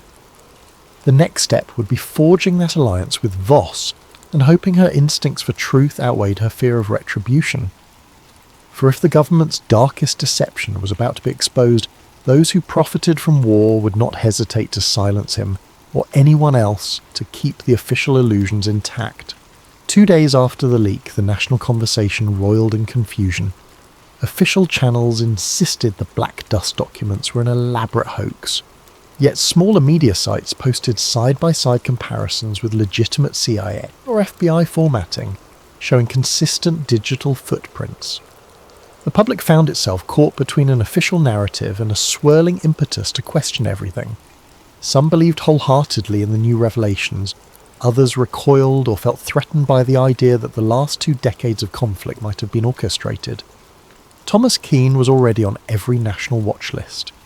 He'd been a mid-level FBI data analyst until 2 years prior, known for thoroughness but also for quietly raising flags about inconsistent intelligence reports pre-9/11. The day he left the bureau, no one suspected he'd spent months copying old files slated for permanent seal. Now his old supervisors told the press that he was mentally unstable, harbouring extremist theories. They withheld mention that those same theories had nearly led to internal inquiries years ago, until higher-ups quashed them. In a suburban neighbourhood outside the capital, a black SUV pulled up to a modest house. 4 men in plain suits stepped out. They were from a specialised domestic counter-intel unit, effectively an arm of the Black Archive, a covert group rumoured to be tied to intelligence and corporate interests. They forced the occupant, a middle-aged data engineer who once worked with Keane, to open his home computer. They rifled through his messages, seizing any mention of Thomas or Black Dust or files. This was repeated across multiple homes of ex-FBI colleagues, all without official warrants. The Watchers answered to a higher chain, operating in the shadows. Director Eldridge Shaw, head of a new consolidated intelligence agency formed after 9/11, presided over these manhunts from a sleek government tower. He remembered the day of the attacks vividly, the chaos that allowed the Patriot Act and massive expansions of surveillance. He'd advanced quickly by endorsing these expansions and forging alliances with top defence contractors. Now, seeing the leaked docs threaten that entire architecture, Shaw was determined to snuff out the source. Reeve, or Keane, whatever his name is, must be found, he told subordinates. We cannot let fantasies unravel 2 decades of progress. As the manhunt escalated, Keane lurked in the outskirts. He recognised the checkposts on highways, the routine scanning of licence plates. He switched vehicles, used an old identity pass, and avoided all major city centres. He survived on snack bars and occasional small store purchases with cash only. At night, he found a cheap motel, paying in a borrowed name. Every moment felt like it might bring a black SUV squealing into the lot. The tension weighed on him, gnawing at his nerves.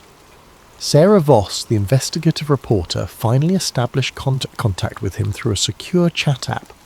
We need to meet, she wrote. I can help verify these files properly. People trust me to an extent in the alternative media sphere. We must do it soon. The window is closing. Keane hesitated, knowing any in-person meeting risked being traced. But if they never took that risk, the documents might remain in a swirl of unverified rumour, easy for the mainstream to dismiss. They arranged a rendezvous in a small coastal town's library after hours. The next day, as Keane approached the library, he spotted an unmarked sedan idling in the parking lot. Fear pricked him. Watchers might be tailing. To confirm, he looped around the block. The sedan didn't move, possibly just a random visitor. Summoning courage, he stepped inside. Voss, a tall woman with a worn leather jacket, recognised him from the scattered photos circulated in the media. They sat in a corner among dusty shelves. She offered a handshake, voice calm but urgent. Thomas, I believe you. The official story has always had holes. Let's finalise the proof so we can break it wide open. Keane exhaled relief, sliding a small USB drive across the table. This is a more complete set than what was posted.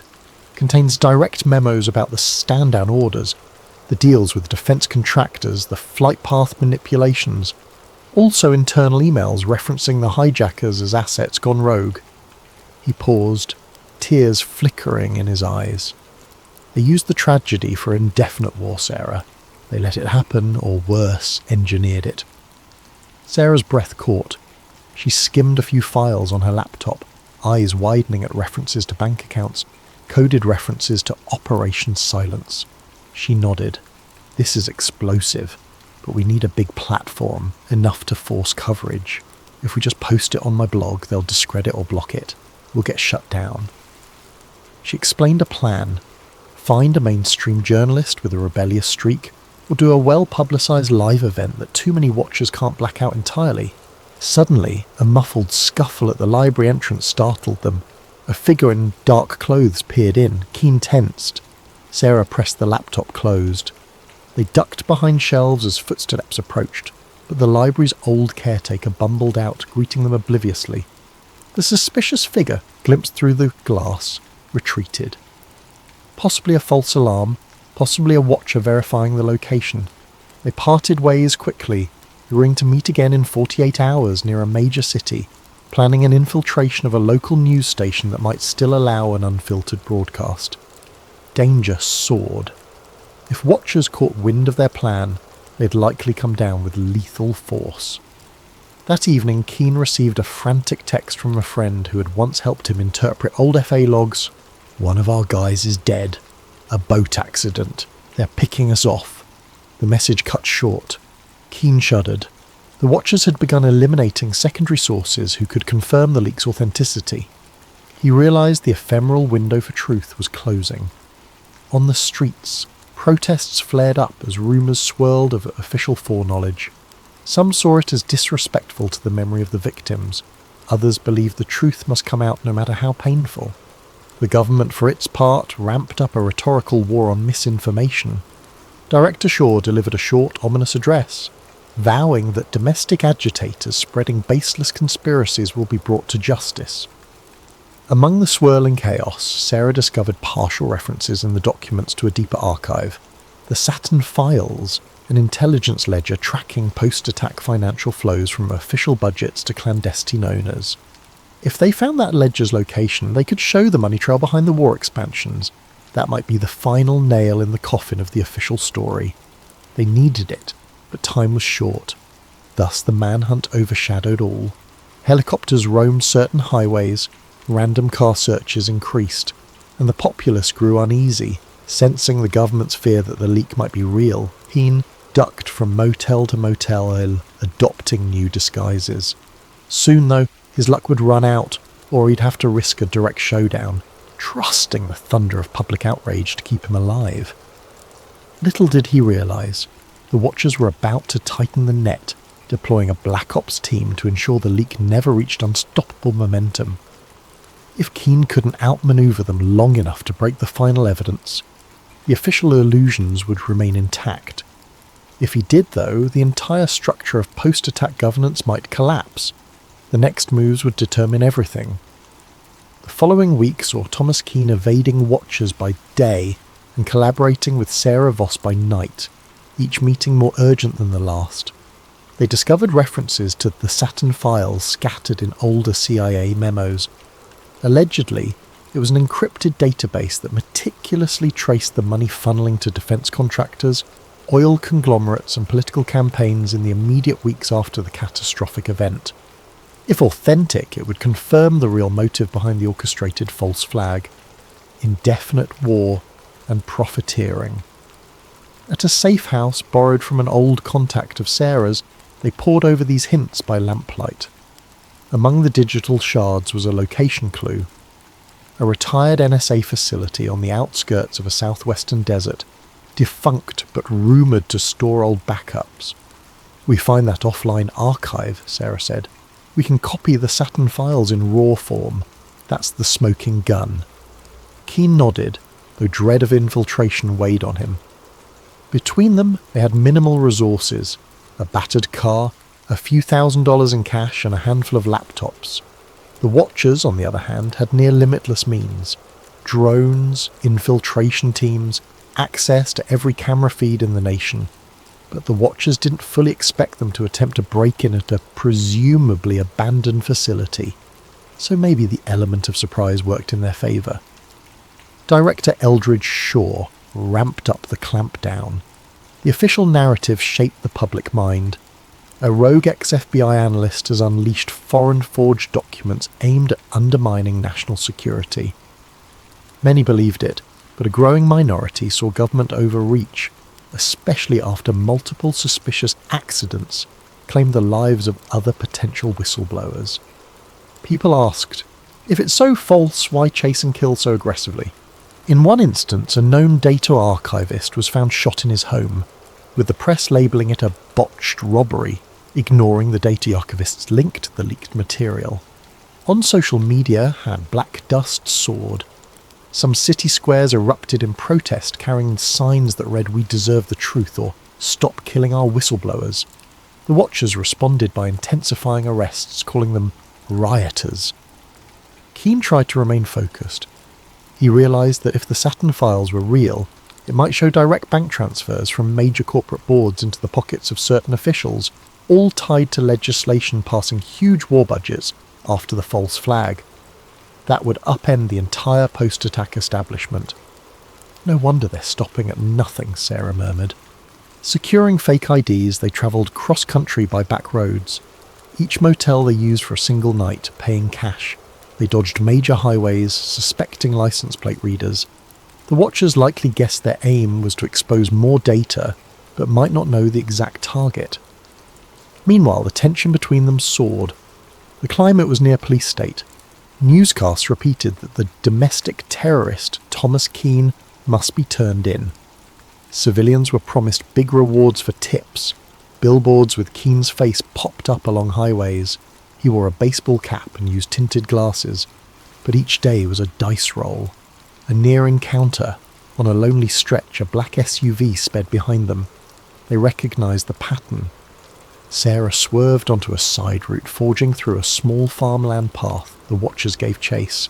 Shots rang out, blowing a tyre. The car careened into a ditch. They scrambled out, hid among tall corn. The watchers searched, but eventually gave up, presumably to avoid a big scene. This brush with violent capture left them rattled, but also more resolved. "We're obviously on the right track if they're that desperate," Sarah said, breath shaky. Finally, after days, they reached the deserted perimeter of the old NSA outpost. It was ringed by a crumbling fence, a few rusted signposts. By the look of the cracked asphalt and weed-choked yard, it had been abandoned for over a decade. Perfect place to bury secrets. Under twilight, they found a corner of the fence cut open by looters. They slipped inside quietly. The main building rose in silhouette, windows boarded up. A stray coyote howled in the distance, wind carrying a faint metallic whistling from open vents. Inside, dust-coated floors. Old cubicles sat in disarray. They used flashlights to navigate. Eventually they located a sub-basement with battered computer racks. A few beeped faintly with emergency power. "There's power? That's suspicious," Keen muttered.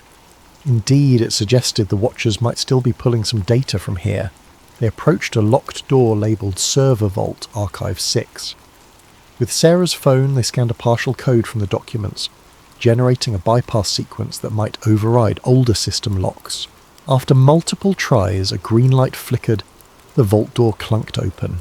Inside the vault, rows of drives and reels lined metal shelves. Dusty but humming with minimal climate control. They sifted through labels: Operation Cast Peak, Post-K-War Roster, Saturn. That was it. A battered cluster of servers with the word Saturn FSV. They carefully powered one terminal, hooking it to a laptop. Sarah typed a root command. The screen glowed. Restricted. Saturn 1, 2, 3. Enter pass. They tried typical keywords from the docs. On the third attempt, a beep. Access. They were in, files scrolled, each referencing massive funding authorizations, building demolitions, insider trading, logs dated within days of the big attack. The scope was monstrous. It implicated high-level bureaucrats, big banks, and even a few journalists. They orchestrated the tragedy to galvanize fear, pass endless war budgets, feed the arms economy, Sarah whispered, stunned. All hidden under national security drapery. Some lines suggested hijackers were known assets used as a controlled ignition. The betrayal was staggering. In that hush, footsteps upstairs. The watchers had arrived, no doubt detecting the power usage. "We must copy this now," Keen said, launching a data transfer to multiple external drives. Meanwhile, Sarah prepared to kill lights and hide, but the watchers rushed down, flashlights slicing through gloom. Gunfire echoed. Bullets pinged off server racks. Sarah huddled behind a console, returning fire with a small pistol she carried. Keen initiated an upload, hooking the server to a secure satellite link via a portable router. The watchers advanced. He typed frantically, the progress bar inching along, transmission at 10%. Then Director Shaw himself stepped in. "Stop!" he roared, voice reverberating in the metal corridor. "Keen, you have no idea what you're unleashing. The stability of entire alliances depends on burying that day's complexities." Shots resumed. Sarah took a graze to her shoulder, but kept the watchers pinned. The bar reached 50%. Shaw barked an order to lob a small explosive. They tossed a flashbang. The ear-shattering pop disoriented them. The watchers closed in, tackling Sarah. Another pinned Keen. The laptop screen cracked under a boot. The upload froze at 80%. In the struggle, Keen twisted free, smashing a guard's face with the laptop, which ironically forced the laptop back to life. The watchers tried to pull cables. Meanwhile, a stray bullet hit a server coolant line. Steam hissed. The infiltration team realized this was too risky. The entire place might go up. Shaw advanced on Keen, gun raised. "You can die here with your illusions, or you can vanish quietly. The truth will never see daylight. Suddenly an explosion from the coolant line triggered a chain reaction in the old power system. Fire licked the corners, sending watchers scrambling. Sarah crawled to safety. Keen battered, saw the upload bar at 98%. He roared in defiance, pressing a final keystroke to confirm. The system beeped success. The watchers realised the data had been sent out, unstoppable now. Furious, one aimed at Keen's chest. A final shot rang out. Darkness overcame him. The watchers yanked the cable, but it was too late. The Saturn files had presumably reached a safe node on the open web. Alarms beeped. The facility's meltdown forced a hurried retreat. In the swirling smoke, Sarah was dragged away by an explosion's concussive wave. The watchers grabbed shore, retreating. The entire sub-basement collapsed in flame and dust. For all they knew, Keen perished under the rubble. But the watchers had lost the bigger war. The Saturn files were free. Within hours, a torrent of new evidence, the Saturn files, flooded the internet. Anonymous activists, archivists, and journalists worldwide mirrored the data. Even as official agencies tried to block or discredit it, the story soared across social media, overshadowing government censorship efforts. Original documents codenamed Operation White Dulce, some Project Switchboard, commissioned for filter some Dulce, provided stark details. Insider collusion with extremist groups, advanced planning to ensure that attacks triggered panic and indefinite war mobilization, international reaction. Allies demanded urgent clarifications from Washington. Rival nations called for an emergency UN session. The general public, seeing internal memos where top officials weighed acceptable civilian losses for strategic advantage, reeled in fury. Large-scale protests ignited in multiple capitals. People demanded resignations. The entire intelligence apparatus faced the biggest crisis of legitimacy since the day it was formed. Meanwhile, the White House insisted the documents were tampered forgeries, but the mass of cross-corroboration was overwhelming. Anonymous data scientists validated digital signatures, timestamps, usage logs consistent with 20-year-old records. Even some mid-level intelligence employees, shaken by the revelations, publicly confirmed the authenticity. Back home, in the US, the meltdown was immediate. Rallies erupted outside major government buildings, calling for arrests of those named in the files. Corporate board members from arms manufacturing companies faced lawsuits. The stock market dived, particularly for defense sector stocks. Over time, entire boards resigned, some fleeing the country. Various retired generals disclaiming involvement or giving partial confessions fueled headlines. The public found itself torn between anger, betrayal, and heartbreak, reliving the trauma of that fateful day under a horrifying new lens. Media torn. Some mainstream outlets quickly pivoted, acknowledging the new data as genuine after initial attempts to bury it. High-profile anchors apologised for previously parroting the official story. Others doubled down on patriotic narratives, ironically fueling further distrust. The swirl of disinformation versus actual data soared, but the raw evidence was too extensive to suppress. "You can't close the barn door after the horse has fled," a commentator said. "The entire architecture of post-attack policy is under question." Director Eldridge Shaw attempted a grand press conference to reassert authority, but the crowd drowned him in jeers. Calls for congressional hearings soared. In a last-chance effort, Shaw's office declared a national security emergency, urging martial law to keep order. That, ironically, only inflamed dissent. Certain states refused to cooperate. Over the next weeks, the old alignment of power began fracturing. Investigations launched from multiple angles, with newly emboldened lawmakers prosecuting those who orchestrated the post-attack expansions for personal gain. Sarah Voss emerged from the southwestern fiasco battered but alive. She revealed how Watchers had infiltrated that abandoned NSA site, how Keen died a hero finalising the upload. She published a moving column titled "One Man's Last Key Press," describing how, in a swirl of gunfire, Keane completed the Saturn Files transmission, ensuring no one could bury it. The piece went viral, shaping the public's view of Keane as a tragic whistleblower who gave everything for the truth. At the local level, families of 9/11 victims demanded new trials. The old official commissions were discredited. People realised entire reams of contradictory evidence had been sealed. Even the original investigators admitted they'd been misled or threatened. The emotional toll soared once more. Many felt as though they'd been lied to for decades about the biggest national tragedy. A wave of introspection overcame the country. How had fear become so profitable, and how did good people allow it? Internationally, alliances that had supported the war on terror felt betrayed. Some withdrew forces from contested regions. Others launched their own parliamentary investigations, suspecting shared complicity. The world order that was shaped after the attack started crumbling, replaced by an uncertain future. Some dared to hope it meant a less militarized approach. Others worried that new extremist groups might exploit the chaos. In the midst of all this, rumours circulated that Thomas Keane might still be alive, sightings in some far-off place. Yet no concrete proof existed. Official statements considered him presumed deceased.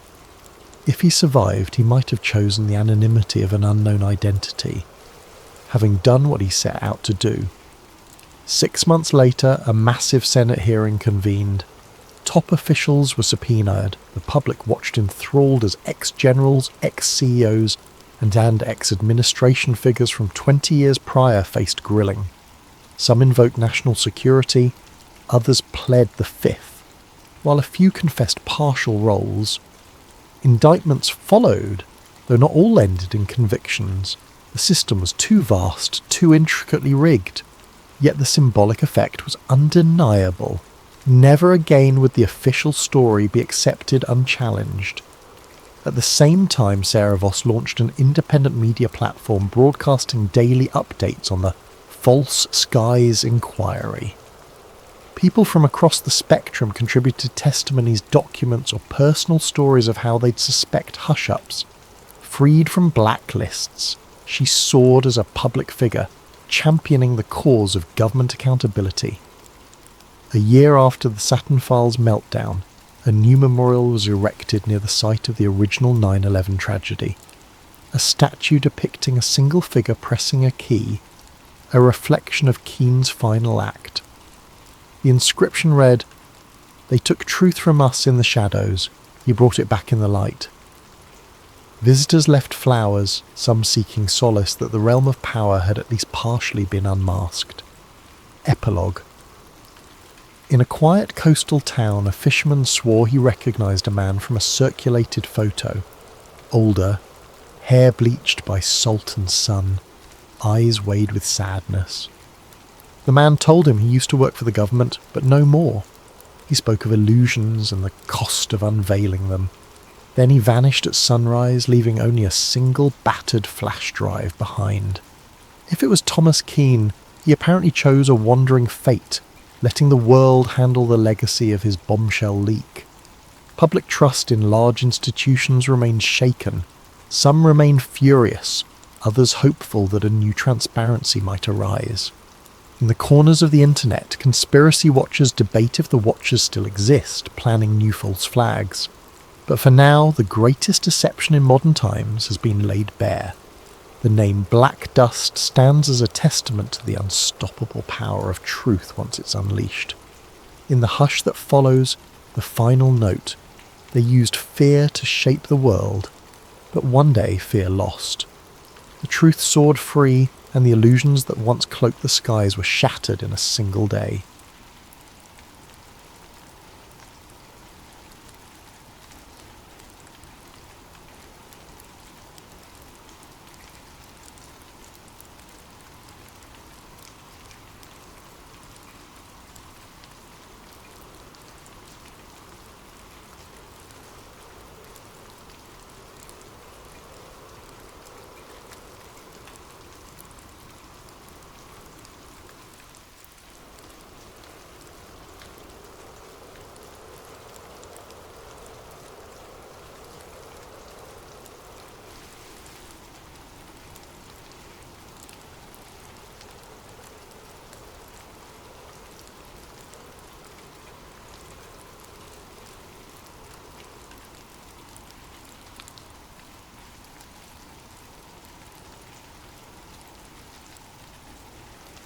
Welcome, weary travellers of the night.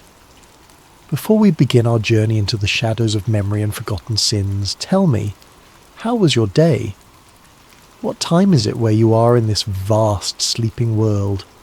Whether you're listening from the quiet suburbs of Ohio, the bustling streets of Tokyo, or somewhere in between, you found your way to Sleep Theories. If these whispered tales help guide you into the realm of dreams, please consider subscribing.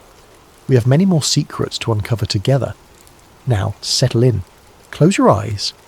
Let me tell you about a man named Caleb Monroe and the terrible truth he discovered about himself in the dying light of the 20th century.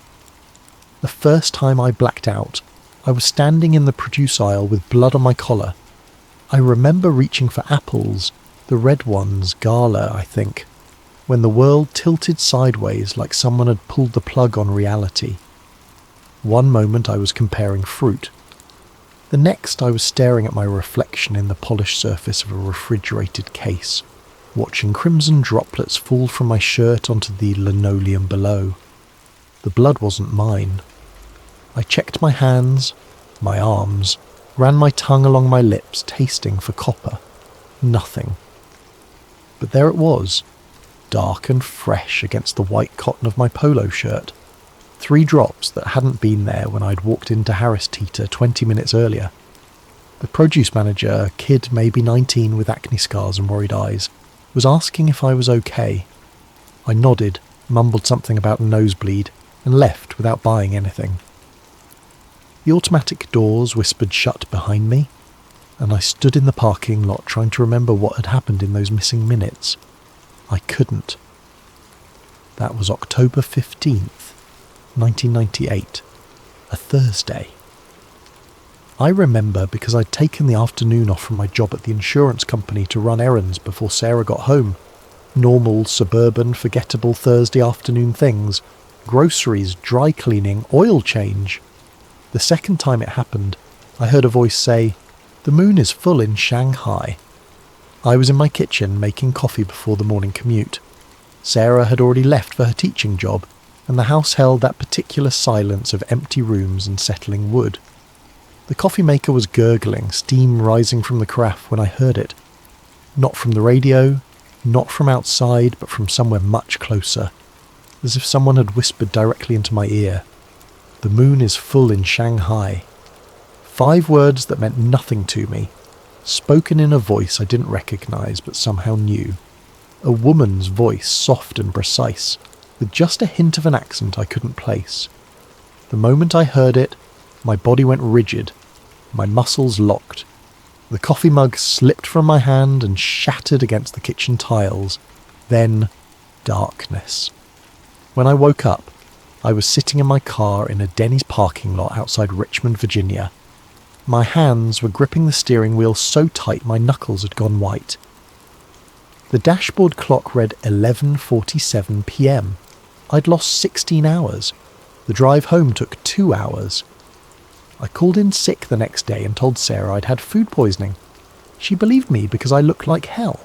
Pale, shaking, with dark circles under my eyes like I'd been awake for days, which for all I knew, maybe I had been. That's when I started keeping a journal. Not the kind of journal a normal person keeps, full of thoughts and feelings and daily observations. Mine was different, clinical, desperate. I documented every gap in my memory, every moment that felt wrong, every phrase or sound that made my vision blur at the edges. October 21st. Lost 3 hours. Found myself in basement with dirt under fingernails. Can't remember going downstairs. October 29th. Heard phrase again, something about sparrows flying backward. Woke up with torn knuckles and grass stains on jeans. November 3rd. Sarah mentioned I was talking in my sleep. Said I kept repeating numbers. She thought it was my social security number, but the sequence was wrong. The journal became my lifeline, the only proof that these gaps were real and not just stress-induced episodes like Sarah kept suggesting. She wanted me to see Dr. Morrison, our family physician, maybe get some anxiety medication. But I knew this wasn't anxiety. This was something else entirely. The breakthrough came in November, 3 weeks after the Richmond incident. I was cleaning out the medicine cabinet when I found a prescription bottle I didn't remember getting. Hydroxyzine 25mg tablets. The label was partially torn, but I could make out my name and a date from 6 months earlier. The prescribing physician was someone I'd never heard of. Dr. Eleanor Vasquez at Riverside Medical Center. I called Riverside. They had no record of a doctor. Vasquez. They'd never had a doctor. Vasquez. The prescription number didn't exist in their system either. But the pills were real. The bottle was real. And when I looked at those small white tablets, something deep in my brain began to itch. The Richmond Public Library's microfilm room smelled like dust and old paper, with that particular mustiness that comes from decades of stored knowledge slowly decomposing. I'd been coming here for 2 weeks, during lunch breaks and after work, slowly working my way through archives I couldn't quite explain my interest in. Medical journals, military records, congressional hearings from the 1970s. I was looking for something, but I didn't know what. The librarian, Mrs. Chen, had grown used to my regular appearances. She'd helped me load the microfilm reels without question, though I caught her watching me sometimes with curious eyes. I must have looked like a man possessed, hunched over the viewing machine for hours, scrolling through page after page of documents that seemed to have no connection to my ordinary life as an insurance adjuster. But I knew they were connected. I could feel it. The first real clue came on a Tuesday evening in early December. I was reviewing declassified CIA documents from the 1970s, files released under the Freedom of Information Act that detailed various Cold War-era programs. Most of it was heavily redacted, black bars covering names and details, but patterns began to emerge. MKULTRA, Project ARTICHOKE, BLUEBIRD. Names that meant nothing to most people, but as I read, a chill settled into my bones.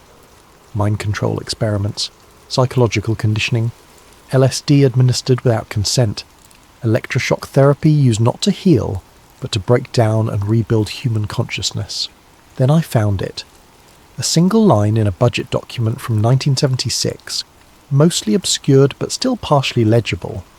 Project Hermes, subject acquisition and conditioning, $2.3 million allocated for continuation of pediatric protocols. Hermes. The moment I read that word, my vision tunneled. The microfilm room faded away, and for just a second I was somewhere else entirely, a white room with no windows, the smell of antiseptic, and a woman's voice saying my name. Not Caleb, a different name, a number. When my vision cleared, Mrs. Chen was standing beside my chair looking concerned. "You okay, honey?" You went white as a sheet. I nodded, saved the document reference and left immediately. That night I couldn't sleep. Every time I closed my eyes I saw that white room, felt the cold touch of metal against my temples, heard voices discussing me like I was a specimen in a jar. The next morning I called in sick again and drove to the National Archives in College Park, Maryland. If Hermes was real, if it was connected to me somehow, there would be more records. There had to be. The archives were a labyrinth of bureaucracy and security clearances, but I was determined. I filled out forms, waited in lines, spoke to clerks who looked at me like I was just another conspiracy theorist chasing shadows. But patience is something you learn in the insurance business, and I had plenty of time. It took 3 days to get access to the right collection, and another 2 days to find what I was looking for. The Hermes files were thin, maybe 50 pages total, and heavily redacted. But what remained was enough to make my hands shake as I turned each page. Subject acquisition protocols, age ranges 6 to 12 years optimal, trauma-based conditioning, memory suppression techniques, long-term activation procedures, and photographs. 23 black and white photographs of children in hospital beds, electrodes attached to their heads, IV lines running into small arms. Most of the faces were obscured or redacted, but one wasn't. A boy, maybe 8 years old with dark hair and serious eyes. lying in a hospital bed staring directly at the camera with an expression far too old for his face. I was looking at myself.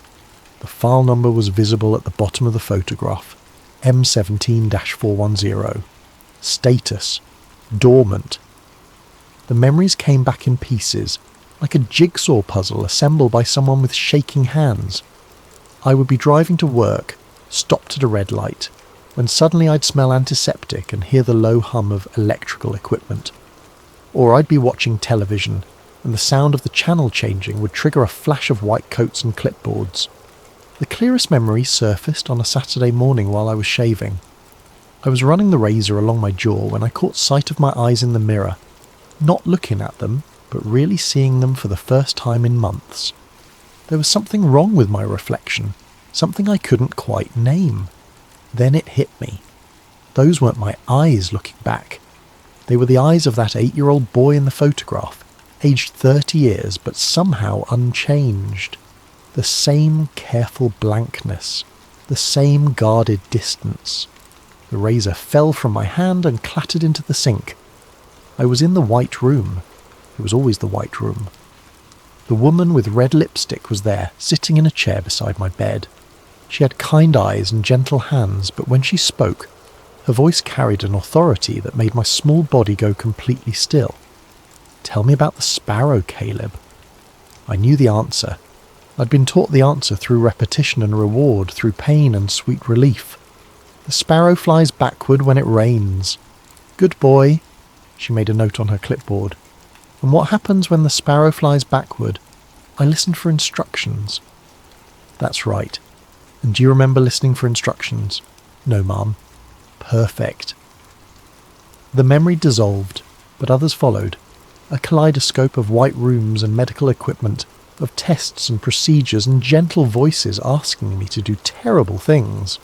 There was a rabbit in a cage, white and soft with pink eyes that tracked my movement as I approached. The woman with the clipboard stood behind me, her hand resting lightly on my shoulder. "The rabbit is sick, Caleb. It's suffering. Can you help it stop suffering?" I knew what she meant. I'd been taught what she meant. My small hands reached for the rabbit's neck. "I can't watch," I whispered. "Close your eyes then, but don't let go." The memory ended there, but I knew what had happened next. I could feel it in the guilty tension of my adult hands, the way my fingers remembered the give of small bones. Later there were other tests. Not rabbits. A man was brought into the white room, bound to a chair, his eyes wide with fear above the tape covering his mouth. He was maybe 30, with the soft look of someone who'd never expected to end up in a place like this. "He's a bad man, Caleb," the woman said. "He hurt children like you. Don't you want him to stop hurting children?" I was 12 by then, old enough to understand, but young enough that understanding felt like drowning.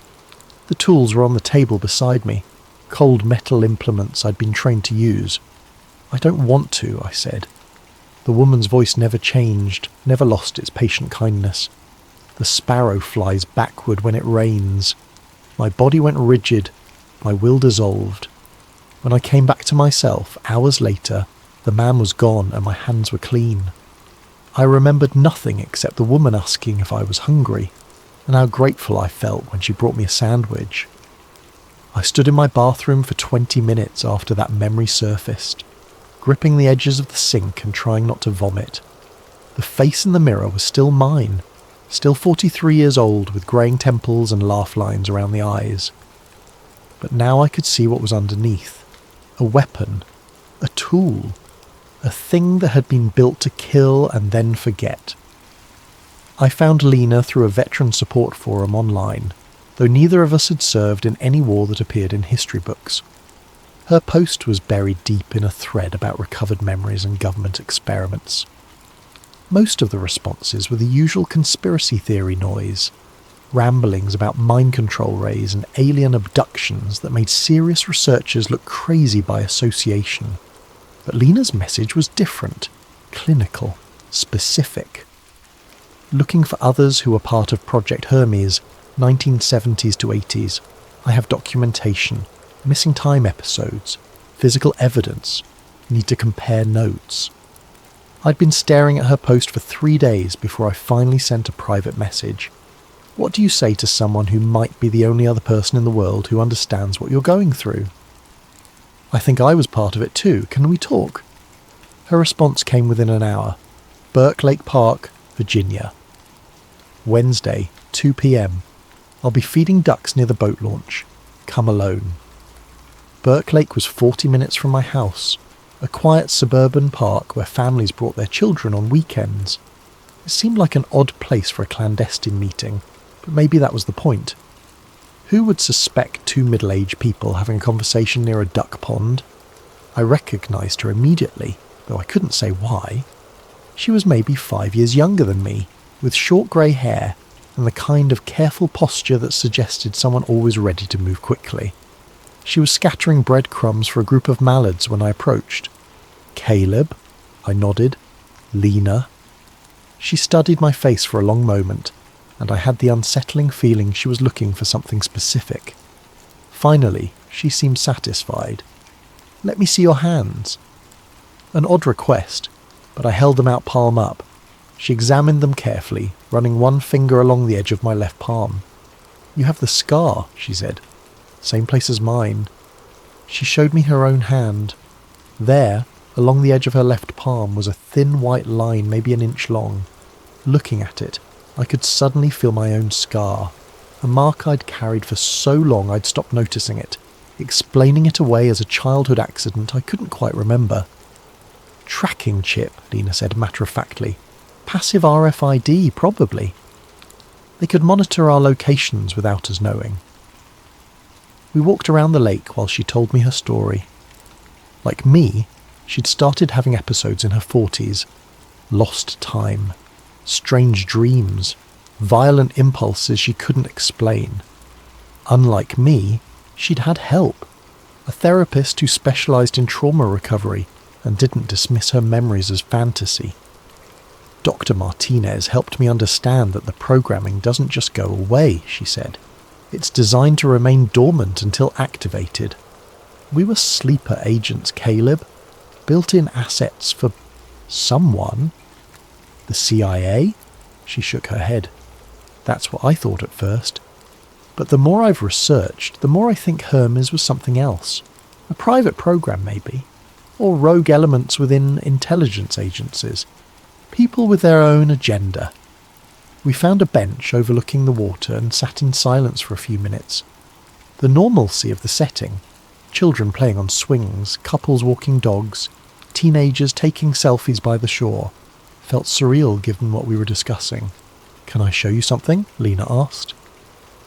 She rolled up the sleeve of her sweater, revealing her left forearm.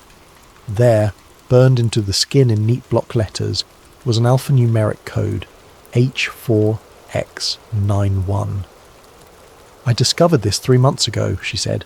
Went to take a shower and there it was, like someone had branded me while I slept. No memory of getting it, no pain, just there. The code meant nothing to me, but looking at it triggered that familiar itch in my brain, the same feeling I got when I heard certain phrases or saw specific patterns. Have you tried to find others? I asked. I've found 12 so far, all with similar stories, all with the scars, though not everyone has the brand. We think it might indicate different functions. Functions? Lena's expression darkened. We weren't all trained for the same thing, Caleb. Some were programmed for information gathering, others for infiltration, some for ... Killing. Yes. I thought about the man in the chair, the fear in his eyes, the tools on the table. How do we know when we've been activated? That's the problem, she said. We don't. The programming is designed to make us forget. We could be going about our normal lives, and then one day we hear a trigger phrase, and suddenly we're someone else. When we come back to ourselves, we remember nothing. She reached into her purse and pulled out a manila folder. I've been documenting everything. News reports of unexplained deaths, missing persons cases, unsolved crimes in areas where our people have had episodes. The pattern is disturbing. I opened the folder and immediately wished I hadn't. Newspaper clippings, police reports, obituaries. A businessman found dead in his hotel room in Atlanta. Apparent heart attack but no previous cardiac issues. A journalist who'd been investigating defence contractors. Car accident on a clear day with perfect road conditions. A federal judge suicide by hanging, though friends and family insisted he'd never shown signs of depression. We think these might be activations, Lena said quietly. People eliminating threats to whoever's running this program. I felt sick. How do we stop it? I don't know if we can, but I think they're planning something bigger. The episodes are getting more frequent. More of us are waking up with missing time. And yesterday, she pulled out one more document, a printout from a news website dated 3 days earlier. Defence contractor. Executive found dead in home. Marcus Webb, 58, Senior Vice President of Titan Defence Solutions, was found dead in his Potomac home Tuesday evening. Police are treating the death as suspicious. Webb had recently been scheduled to testify before a congressional committee investigating military contracts. Webb was looking into black budget programs from the Cold War era, Lena said, including Hermes. He'd been trying to identify survivors, gathering evidence for his testimony. I stared at the article, and a terrible suspicion began to form. When did he die? Tuesday night, around 11 p.m, according to the coroner. Tuesday night. The night I'd woken up in my kitchen at 3 a.m. with dirt under my fingernails and blood on my shirt. The night I'd told Sarah I must have had a nosebleed. Lena, I said carefully, do you know what Marcus Webb looked like? She showed me his photograph from the news article. Mid-50s, greying hair, kind eyes behind wire-rimmed glasses. The face was familiar in a way that made my stomach clench. I'd seen him before. In a dream, I thought. Or maybe not a dream at all. The call came at 2:17 a.m. on a Friday night in January. I'd been sleeping poorly for weeks, lying awake, listening to Sarah's steady breathing, and trying to convince myself that Marcus Webb's death was a coincidence, that the blood on my shirt had been from a nosebleed, that the gaps in my memory were just stress-related episodes. But deep down, I knew better. The phone rang twice before I answered it, my hand trembling as I lifted the receiver in the darkness. Hello? Silence on the other end, then a soft click in the dial tone. I was replacing the handset when I heard it, not from the phone, but from somewhere else, a voice speaking directly into my ear, though no one was there. The moon is full in Shanghai. My body went rigid. The familiar numbness spread through my limbs, and the last thing I remembered was the sound of my heartbeat echoing in my ears like thunder. I was walking through a parking garage, underground, dimly lit, the kind of anonymous concrete space that exists beneath every office building in America. My footsteps echoed off the walls as I moved with purpose toward a specific car, a dark sedan parked near the elevator bank. The keys were in my hand, though I didn't remember picking them up. I knew exactly where I was going, though I'd never been here before. Everything felt automatic, pre-programmed, like a player piano performing a song embedded in its metal cylinder. The drive took 40 minutes. I navigated through suburban streets with perfect confidence, making turns without conscious thought, until I arrived at a modest 2-story house in a quiet neighbourhood. The kind of place where people mowed their lawns on weekends and knew their neighbours' names. I parked 3 houses down and waited. At 11:43 p.m, a light came on in an upstairs window. A man's silhouette appeared briefly, tall, thin, moving with the careful precision of someone who thought he was safe in his own home. Dr. Raymond Fletcher, age 67. Retired psychiatrist who had worked for military contractors in the 1970s and 80s. Recently contacted by journalists asking questions about experimental programs involving children. I knew all of this without knowing how I knew it. The lock on Dr. Fletcher's back door took 30 seconds to bypass. The house was silent except for the hum of the refrigerator and the tick of an old clock in the hallway. I moved through the rooms like I'd been there before, avoiding the creaky floorboards, stepping around furniture that I somehow knew would be in my path. Dr. Fletcher was in his study, sitting at a desk covered with files and photographs. He looked up when I entered, and his face went white. "Dear God," he whispered. "You're one of them." I said nothing. There was nothing to say. "M17410, he continued, his voice shaking. "I remember you. You were one of the successful ones." He reached for the phone on his desk, but I was faster. My hand clamped down on his wrist with mechanical precision. "Please," he said. "I was just following orders. I was trying to help those children. I tried to make the program more humane." More humane. As if there had been a humane way to turn children into weapons. The tools I needed were in a leather case I'd brought with me, though I didn't remember packing it. Surgical instruments, drugs, devices designed to make death look natural. A heart attack, perhaps. Or stroke. The kind of medical emergency that wouldn't raise questions about a 67-year-old man. Dr. Fletcher's eyes widened as I opened the case.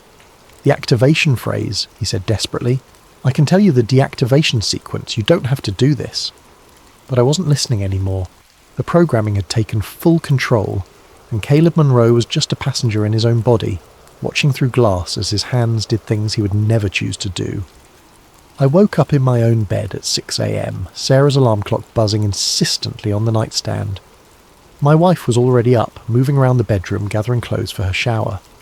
"You were restless last night," she said, without looking at me. "Talking in your sleep again." I sat up carefully, testing my body for signs of what had happened. My clothes were clean. My hands showed no traces of blood or dirt. But when I checked the pockets of the jeans I'd worn to bed, I found a business card I'd never seen before.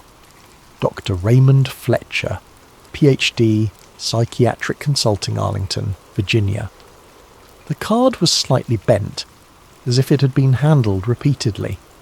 On the back, someone had written in pencil, "The sparrow knows when to fly home."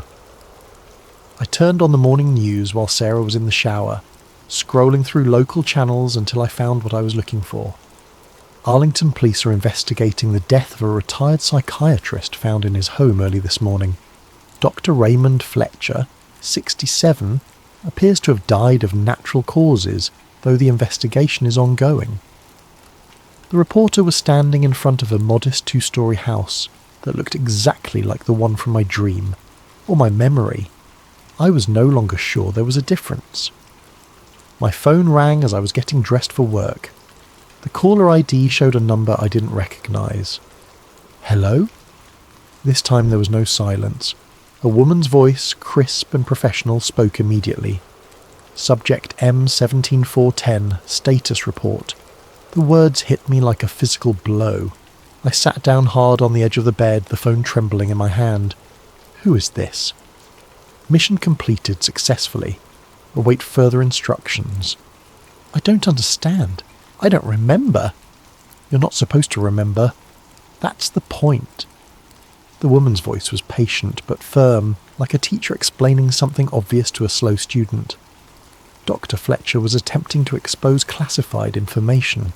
His silence has been ensured. I didn't kill anyone. But even as I said it, I knew it was a lie, or at least it wasn't the whole truth.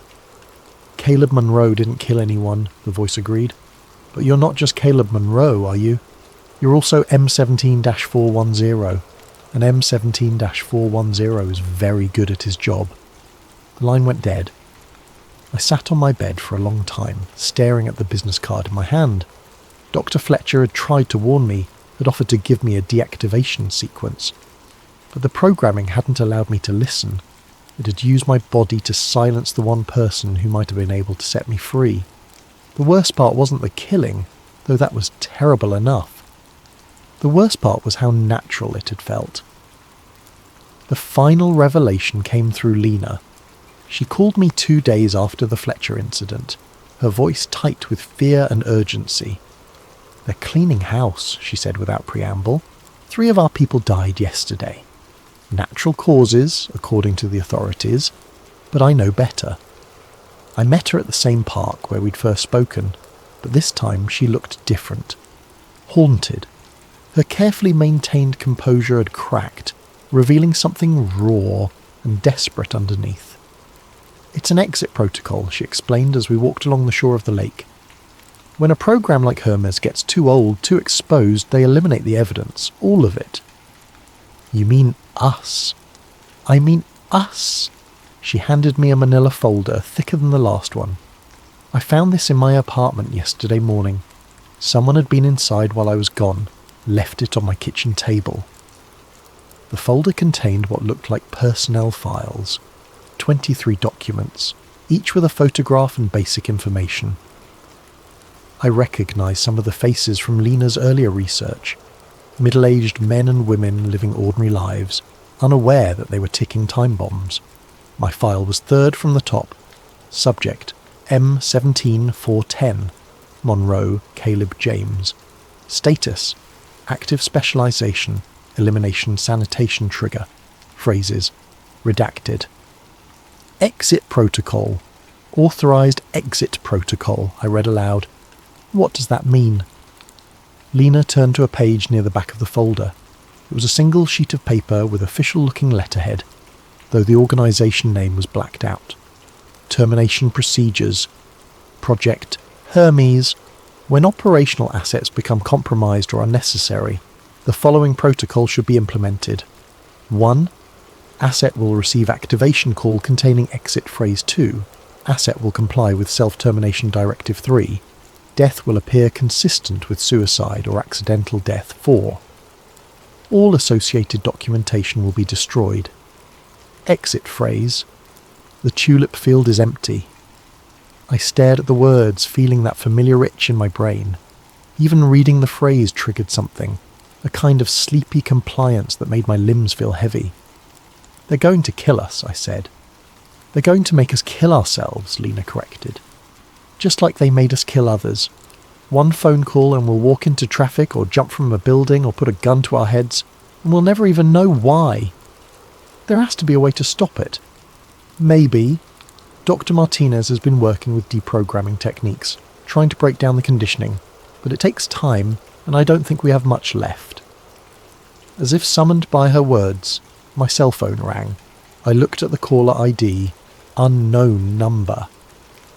Don't answer it, Lena said urgently. But my hand was already moving toward the phone, acting on impulses I couldn't control. The programming didn't just respond to activation phrases. It responded to patterns, to situations, to the simple act of a phone ringing at the wrong time. I answered the call. Hello? Silence. Then a soft click. I was about to hang up when I heard it. Faint but unmistakable, like someone speaking from the bottom of a well. The tulip field is empty. The world went grey around the edges. My vision tunnelled. Somewhere far away I could hear Lena calling my name, but her voice seemed to be coming from another planet. The phone fell from my hand as my body began to move with mechanical precision. I walked toward the lake with steady, unhurried steps. The water was cold and dark, and I understood with perfect clarity that I was going to walk into it and keep walking until the water closed over my head. It would look like an accident. A man who'd slipped on the muddy bank and couldn't swim well enough to save himself. Sarah would grieve, but she'd move on. The insurance company would pay out my policy. No one would ask uncomfortable questions about government programs or childhood trauma, or the terrible things that some people were capable of doing in the name of national security. I was ankle deep in the lake when Lena tackled me. We went down hard in the shallow water, her arms wrapped around my chest, her voice in my ear repeating something over and over. The sparrow flies home when the rain stops. The sparrow flies home when the rain stops. A counter-phrase. Something Dr. Martinez had developed, maybe, or something Lena had discovered in her research. The words cut through the fog in my brain like sunlight through clouds, and suddenly I was myself again, sitting in cold lake water with my clothes soaked and my heart hammering against my ribs. "Are you okay?" Lena asked. I nodded, though I wasn't sure if okay was a word that could ever apply to me again. "How did you know that would work?" I didn't. It was a guess based on some of Dr. Martinez's notes about linguistic triggers. We think the programming can be disrupted if you introduce conflicting commands at the right moment. We climbed out of the water and sat on the muddy bank, both of us shivering in the January air. Around us, the park continued its peaceful suburban existence. Children played on swings. Couples walked hand in hand along the paths. No one paid attention to two middle-aged people sitting fully clothed beside a lake, looking like survivors of some invisible disaster. "What happens now?" I asked. "Now we run," Lena said. "We disappear before they can try again. New identities, new lives, somewhere far from here. And spend the rest of our lives looking over our shoulders. Better than spending no life at all." She was right, of course. But as I sat there in my wet clothes watching normal people live their normal lives, I couldn't shake the feeling that running would never be enough. The programming was still inside me, dormant but not dead. And somewhere, in offices with no names and files with no official existence, people were still pulling strings. "There might be another way," I said slowly. "What do you mean?" I thought about Dr. Fletcher, about the fear in his eyes when he'd recognised me, about the business card in my pocket and the words written on the back, "The sparrow knows when to fly home." "What if we didn't run?" I said. "What if we went hunting instead?" I'm writing this in a motel room outside Tucson, Arizona. It's been 6 months since Burke Lake, 6 months since Lena and I decided to turn predator instead of prey. We've found 11 of them so far. The handlers, the programmers, the administrators who built children into weapons and then discarded them when the political winds changed. Some died quickly. Others, we gave time to explain themselves, to justify what they'd done to kids who trusted adults to protect them. None of their explanations were sufficient. Lena thinks we're making a difference, that we're preventing future Hermes programs from taking root. Maybe she's right. But I suspect the truth is simpler and more disturbing. We're doing exactly what we were programmed to do. We're eliminating threats to national security. It's just that now the threats happen to be the people who created us. The mirror in this motel bathroom is cracked down the middle, dividing my reflection into two slightly misaligned halves. Sometimes I stare at it and try to figure out which half is Caleb Monroe and which is M17-410. Other times I wonder if there was ever really a difference. Sarah filed for divorce 3 months ago. I don't blame her. How do you stay married to someone who disappears for weeks at a time and can't explain where he's been? How